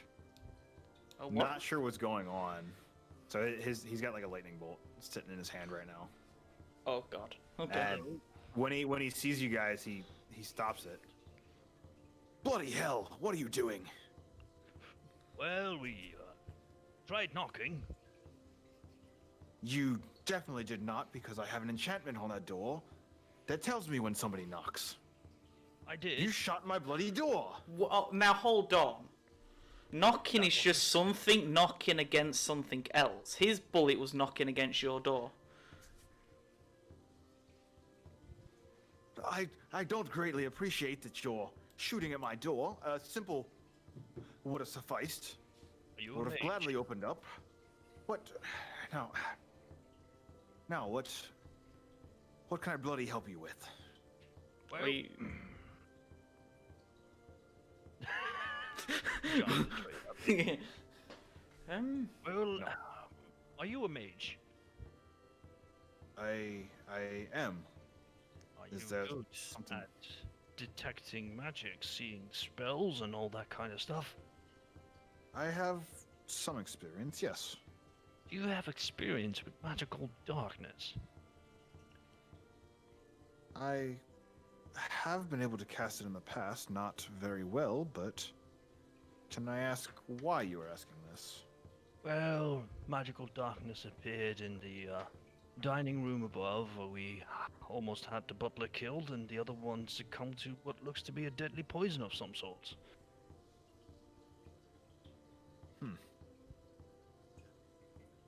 That is interesting. Have you already talked to Mormac? I know that he has previously dabbled in this type of magic as well. I look at Athos. I, Little fucking woman. I don't know him. I believe he wasn't in the dining room. He was sitting Yeah, next he was. to you. I He was didn't. the only one that was I standing next to you. yeah, I didn't ask him about it though. It could be worth a check. Although, like I said, if he was in that room, then I would have heard the magical words being taught or being spoken. I don't think it'd be someone from that room. I look back at the mage. Well, could you come with us? I suppose I can. I am still quite surprised.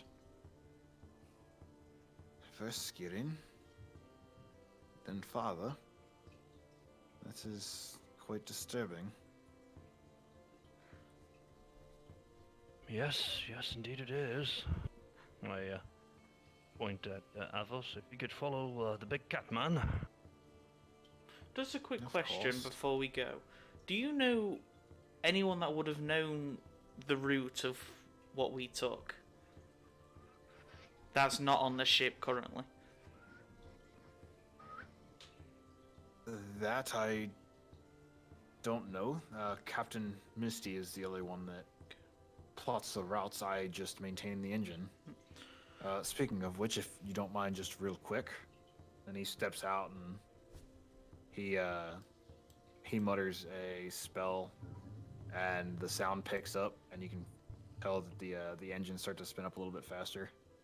While he's out of this room, I quickly go to his desk and quickly peruse the contents on this desk. Is there anything that could be discriminating against? And if not, I'm gonna also quickly go to this thing, open it, and see if there's a diamond necklace in it. Just because I'm a very suspicious bastard. So, as he's out there tweaking the engines, you open the footlocker. In this footlocker contains a journal, as well as a silver coffer that contains 1,000 gold. Oh, It also has a wand of magic missile. all right. I'll leave the gold. I'll leave the wand, but I take up the journal and go to one of the latest entries to see if there's any info. Let's see, where's my sheet? Seriously, where's my sheet at? Dear diary, today I murdered a man. Hopefully. That would be nice. It would be. Be a quick end. Just stuff his face in the engines and be done with it. Yeah. Oh man. Tell me that you did it. I heard a confession. Did you, Ethels? I think I did. Yep. We definitely did. I thought motorboarding was some. Nah, what we'll do is we'll just strap him to the side of the ship and you can test your new gun on him. He literally had like a third level spell in his hand, just for fun. All right. Yeah. So, Then again, you're Pete.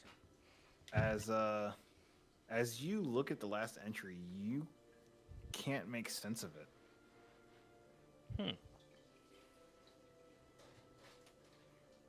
Is it like a language I just don't know?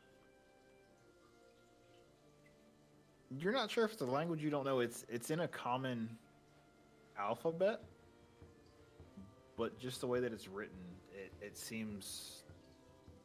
What's your passive? Here's what, 16? Passive is 14. 14.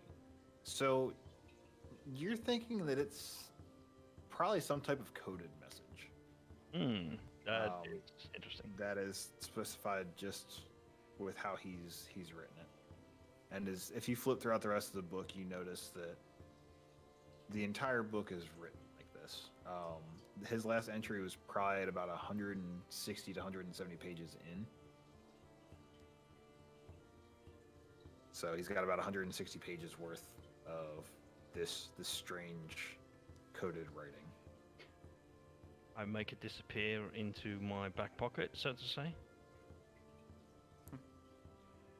And I close the chest.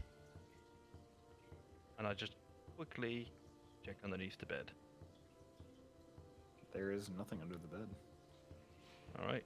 Is there any other place in this room where I think maybe could hide a diamond egg? Just say, is that a bookshelf?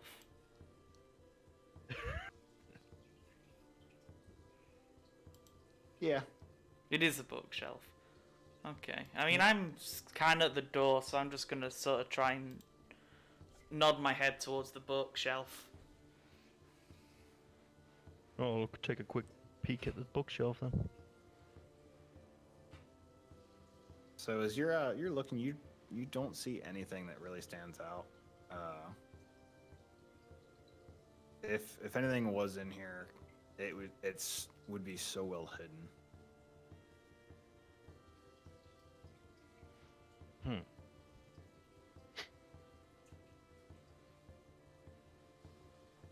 Is Athos already escorting the man up? Yeah, I'm probably already walking with him. Yeah. Whilst Then we're I'm gonna going... take. Go on. Sorry, I'm gonna take 20.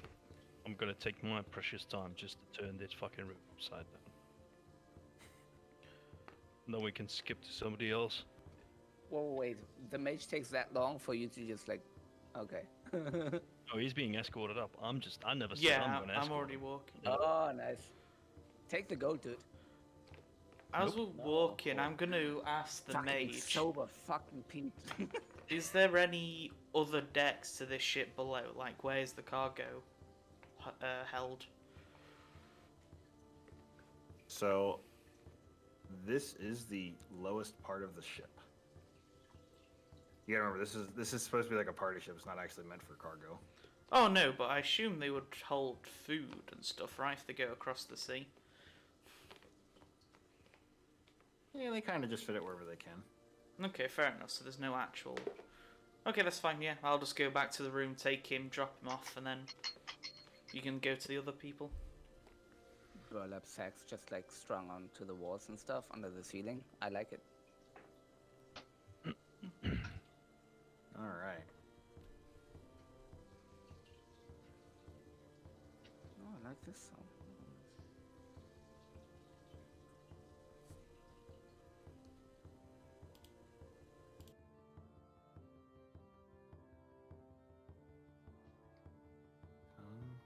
What's happening? There we go. Oh, we are. So you guys, I'm sorry, you should both be over there. Oh, I thought we were up here over here because we were. Wait, yeah, you guys were on this side of the ship, right? Yeah, we were kind of over here somewhere. So you guys will be all the way over there when you come up. All right. What are these people? Are they still the bards and dancers and stuff, or crew members? These dudes. Yeah, they all go on. Okay. Oh, they are all in bed and stuff. All right. Yeah. Because it doesn't do anything anyways. But I did it dead center of the ship, and now I will do it here and cast Divine Sense if there's any big evil souls or something around.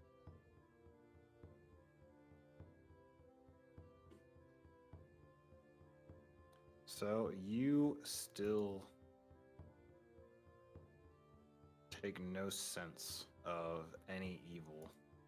Not even Ares is evil? God dang it. Alright. I think Ares is neutral. I am neutral. Pathetic. Alright, alright, very quick glance all about. Any movement, anyone just, I will even look over the bow of the ship, see if there's anyone just like, you know, attach themselves to the ship to just like get off the next port or something. Anyone suspicious also up in the rafters? Nope, you see nobody in the crow's nest, and from you doing a glance around the ship, there is nobody suspicious hanging off of it. I look towards Galen and Ares. Any ideas? Don't know. Whoever was responsible was crafty. Could be liar. There could be a liar among her fellow troop.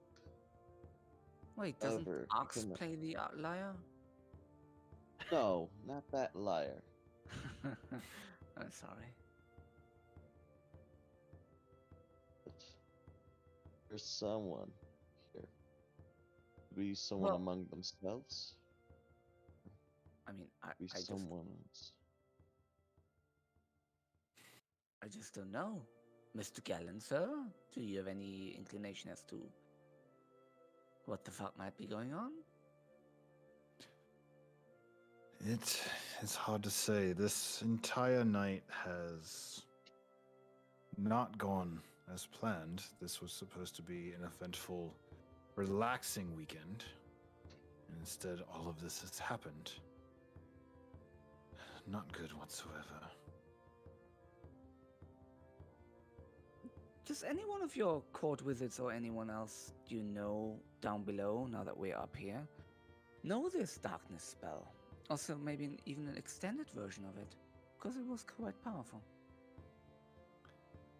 As far as I know, no. Anyone with some kind of background of being a caster? The only people that I know that have any type of casting ability is Wexley, my first mate, or I should say the first mate for my ship. Mormac, maybe. As far as I Yes, know, Mormac. that may be it. Mormek was a little bit suspicious. He was standing off kilter a little bit. Like, even during the feast, he was already a little offshoot. But he's your longest childhood friend, so I doubt that there's anything there. Or might there be? As far as I know, there's not, but When was the who's last to time you say? saw him? What's up? Aries first. I was gonna say a stupid question anyway, so you go. When was the last time you saw him? I mean, I've heard from my little acquaintance down there, Johnny, that you knew him since your childhood. But might there have been something he was involved in that you don't know about? Maybe a cult? Molmac? Please. I don't think he would ever join a cult. It's too much of a chicken. It's always the ones that you least expect them to do. You know that, right? It's either the gardener, the butler. I mean, the butler is dead. Or was almost dead. The butler wouldn't have done it if he was the target. That's That why doesn't make sense. Why take out the butler? Nothing more than a servant. No, Take out the servant when you could take out the master. Did your butler have anything other than butlering on his plate? Did he investigate things for you? Did you know things that you put him onto? Did I you do know not too have a much? butler on the ship with me. Are you talking about Mr. Skirin? Yes. He is Anders' butler. Do you know much about him? As much as he's been with their family for years and years. That's all I really need to know. Alright. He's been loyal even after Anders' parents died. He helped guide the young master as he took over the family business at the age of 7. Quite a responsibility. Well, to be Okay. fucking frank, I don't know what the fuck is going on. Someone died, someone resurrected someone, and then that person died. And I don't even know why, because I even cured them. But wasn't it poison? Something is going on. Not sure what is amiss, but something is. I raise an eyebrow. We- You think? We should check. We should check more on the crewmates. Any of them have like some kind of background? I don't know, criminal or anything. We already discussed only 2 members of your crew being magic users, but there should be more. Well, this crew belongs to Captain Misty, and let's say if she didn't trust them, they wouldn't be here. So if she trusts them, then I trust them. Just because you win someone's trust does not mean they have nothing to hide. Then I'm guessing the same could be said about you. Yep. And your Indeed. party, and things that may have transpired in the last weeks. Yep. You're not accusing us of this murder. That Of may this be a murder, magic- no. I think if one of you wanted to murder anybody, you would just do it in cold blood, such as what you did in Fendelin. Correct. Oh, you know about Fendelin.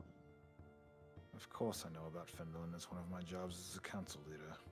Also, it was a week ago, so I guess word travels. It Well, does when you travel. have a druid of the town, it's quite easy to send messages. Yeah, that prick. Sorry. That, person.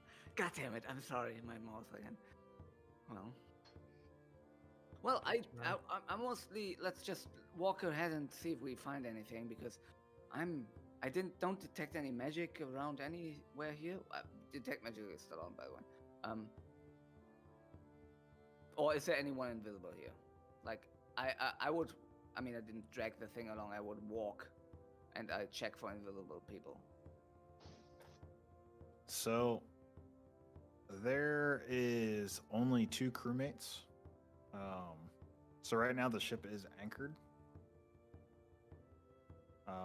There is 1 crewmate. Here, let me go over and drag that. Come on, you stupid thing. Me as a player, I don't know the fuck what I'm going to do. Probably just shove everyone overboard and just see who floats. So there's one on each Not side. me. The Everyone else one's is witches. kind of propped up in the corner, sleeping right now, and the other one's kind of dozing off. And you can tell these guys are the kind of like the night watch. I kick But- one that's sleeping, just like, stand up, you fucker! It's your watch duty. And he looks at you. And who are you? I don't know. Someone who doesn't feel very secure with you watching over me. Well, if you'd like to take my watch, be my guest. As he puts his hat back over his face. Hey, I grab him by the scuff. You know that there was a murder on the ship while you were sleeping? You refraining from using more words?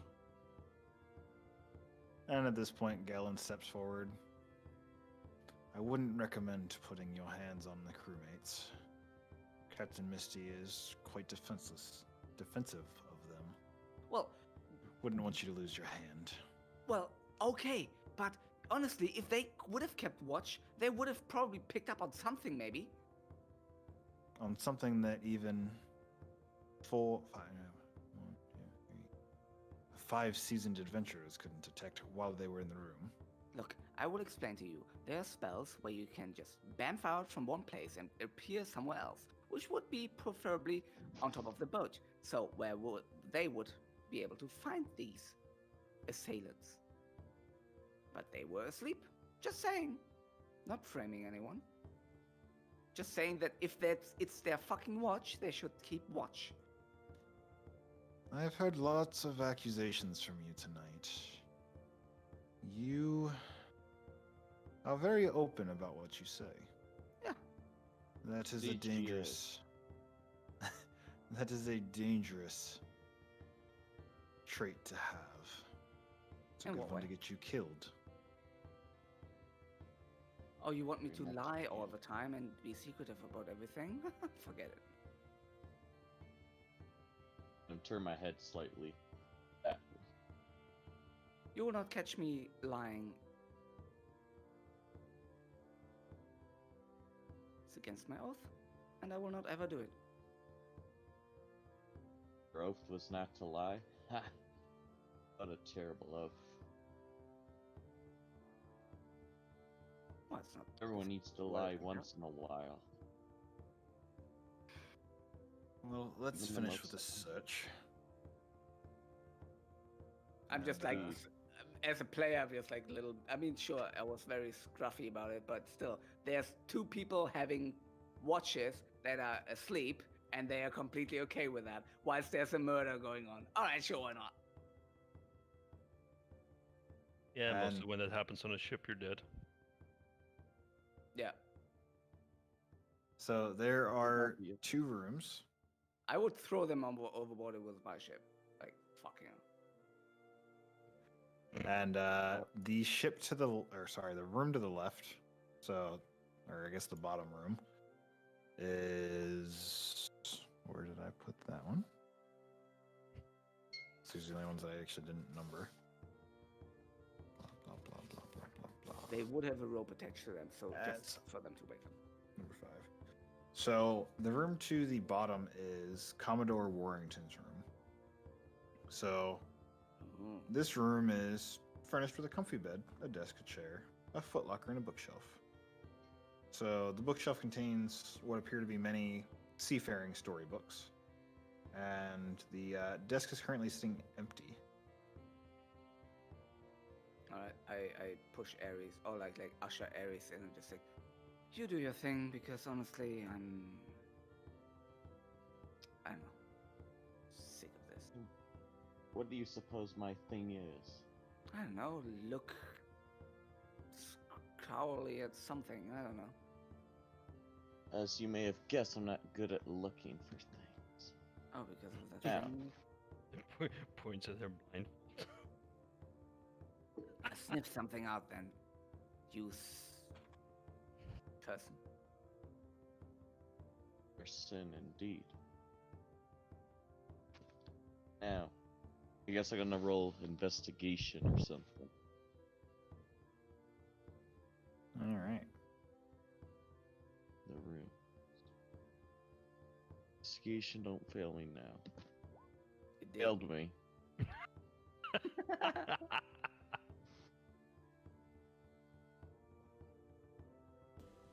Could have been worse. It could have been a nap. You look around and you're like, "Yep, this is a clean room."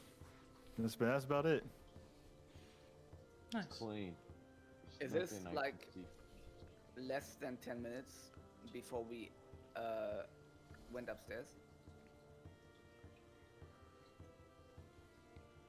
What do you mean? Like, is it since you guys have come upstairs? Has it been less than 10 minutes? Yeah. Yeah, it's only been about 5. Alright, then is there anything magical in this room? Anything like a hidden magical person or something else? Or magical items? That are not behind a stone surface, which is good at a ship. Nope. Nothing magical was there's detected in nothing that room. Cause I'm on that route already, does does Galen have anything magical on him? Items wise or something? Let's see. I know I'm magical. Yes, you are, Sailor Moon.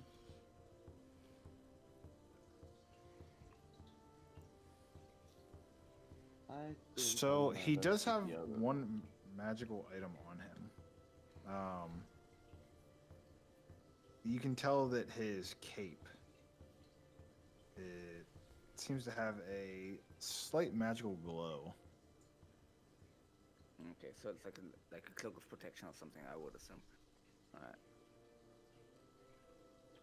Do I notice that Checking the Aris other is room. struggling the investigation because she's just scrounging through things and just like She seems like she's doing a professional job, but she's sitting there like picking stuff up, putting it down, picking something else up, like when he starts like browsing through the books. alright. Because she's Going in the other room. doing that and I'm already on the frowned upon side, obviously, because it's me, on the ship, I will just shut up and stand there, cross my arms and watch. I'm going in the other room. Room as clean as can be. Let's investigate the next room. All right, so this next room is the room of Galen Primewater. So this is Oh dear. 4. Okay. So- Take a look. I would mind if I'd have some help. No, I'm asking Galen if we are allowed to check his fucking room. He already opened the door for you. Okay, cool. His door's been sitting open. I shall Um, lead the investigation and I will accept an aid. This Yeah, I'll is help you. the nicest room that you guys have found so far. All the rooms are obviously really nice, but this one you can tell is the master suite. It's got a comfy looking double bed, so all the other beds have been singles except for this one. It's got a writing desk with several drawers, stool, footlocker. The footlocker is Really? pushed beneath the bed. What? Might as well let me investigate. What? It's a 9. Um, Perfect German number. You are the worst fucking investigators I've ever seen. I know. I only have a +1 to my investigation, okay? You can't blame me. I got a 2. What do you want? We got no wizard. I only got 4 skills, Oh. man. I And have- most of them are I don't- about, you know, this. Who are you And then people- intimidating? And then I just wrote. Trying he was just showing that that's one of his higher skills. Well, yeah, that's my highest skill too. I have a 6 as well in intimidation. It's fun. So we sent the 2 intimidators as the investigators. Let's intimidate the chairs and ask them whether there's anyone. Where's Harvey Dent? Alright. All right. Yeah, you guys investigate the room, and what I explained is what you see inside of the room. There's no point. Something is going on, but it's clear in none of these rooms.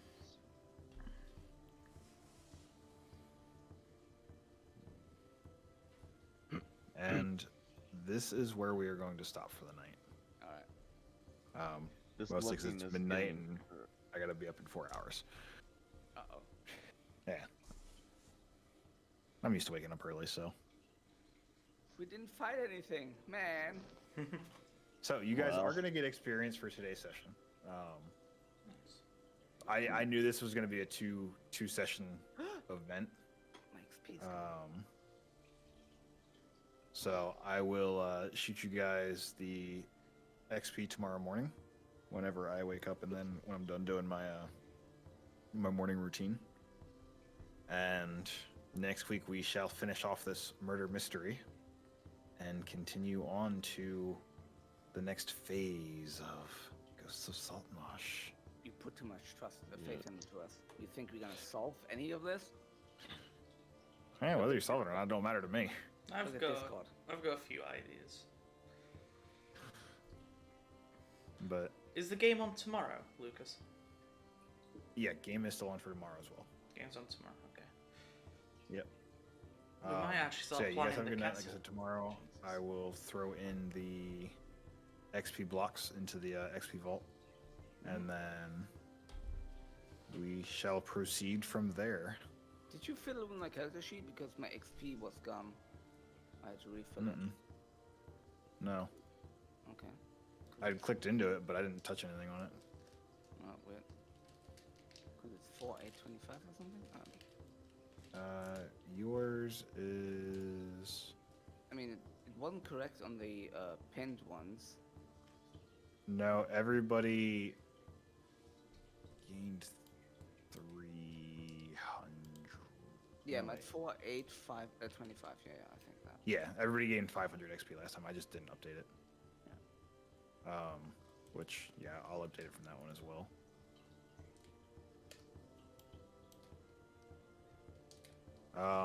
Pete, real quick for yours, because you asked about that and then I forgot to type you back. Let's see, number 17. Why am I missing that page? Oh, there we go. So, roll a intelligence check. Real quick, Pete. What is happening? That was a question that he had asked about before, and I forgot about it. Nice. All right. So, you start to slowly figure it out, but it is going to take you 1 week to decipher one of these entries so you can start reading this book. Oh, is that this journal? Holy shit. Yeah. His book of mine.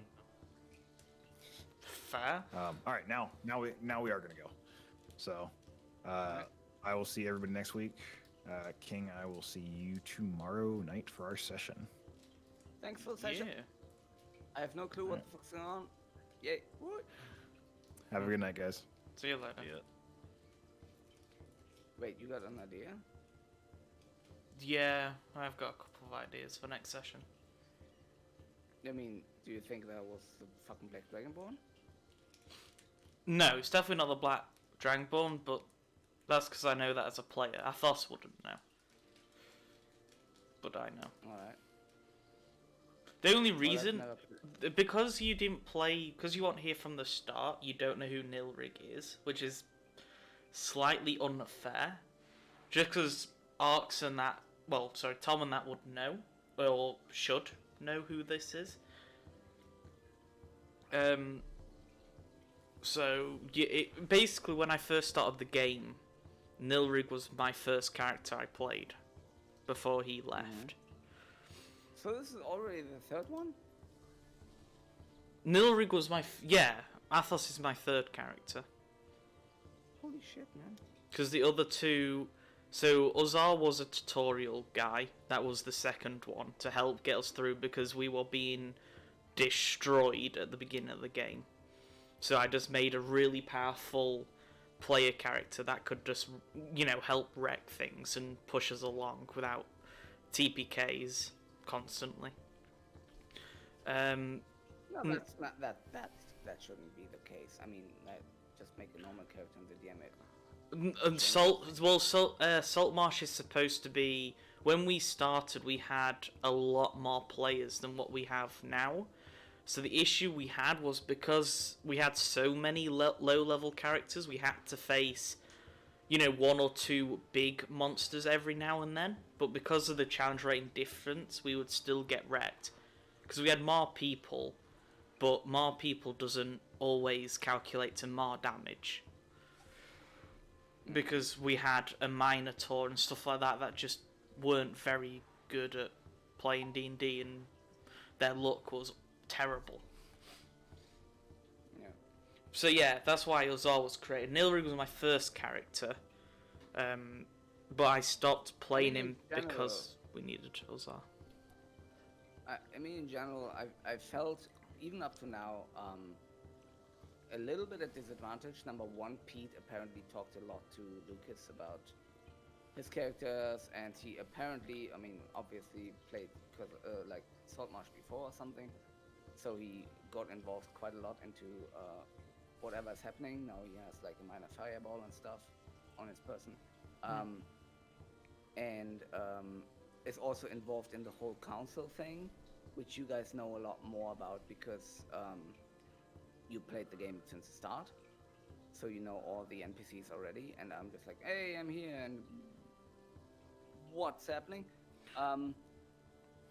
So yeah, so whenever, because everyone knew all the other NPCs that were there already or something, and I was just like, ooh, I'm at the I've got the biggest advantage of everyone, because basically what he's done is we're playing multiple modules that he's put in one.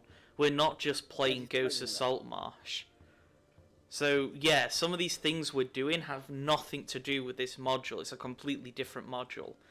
But one of the modules he's added, which is the one that we've just done, which was around Varus, that whole module is homebrew because Varus is my character. So of course I knew everything about that. But that also means whenever something happens in the future, I don't know if it will because I haven't been told yet, but if he does plan on anything in the future, he'll obviously message me because he'll want to know how Varus would play in that situation. So I know a lot of things that I shouldn't really know. That's just because he's based it around one of my characters. yeah, because I was just a little bit surprised that like Pete was just wondering about like, oh, I got all these 4 things planned out completely. Like, I'm gonna find this specific person that the DM already has a token for. I'm gonna make this gun that the DM just like put there. I'm gonna, know this councilman's boy, that is gonna lead me into like wealth and fame and stuff. And I also know Captain Zendros, and I know all these. So he's like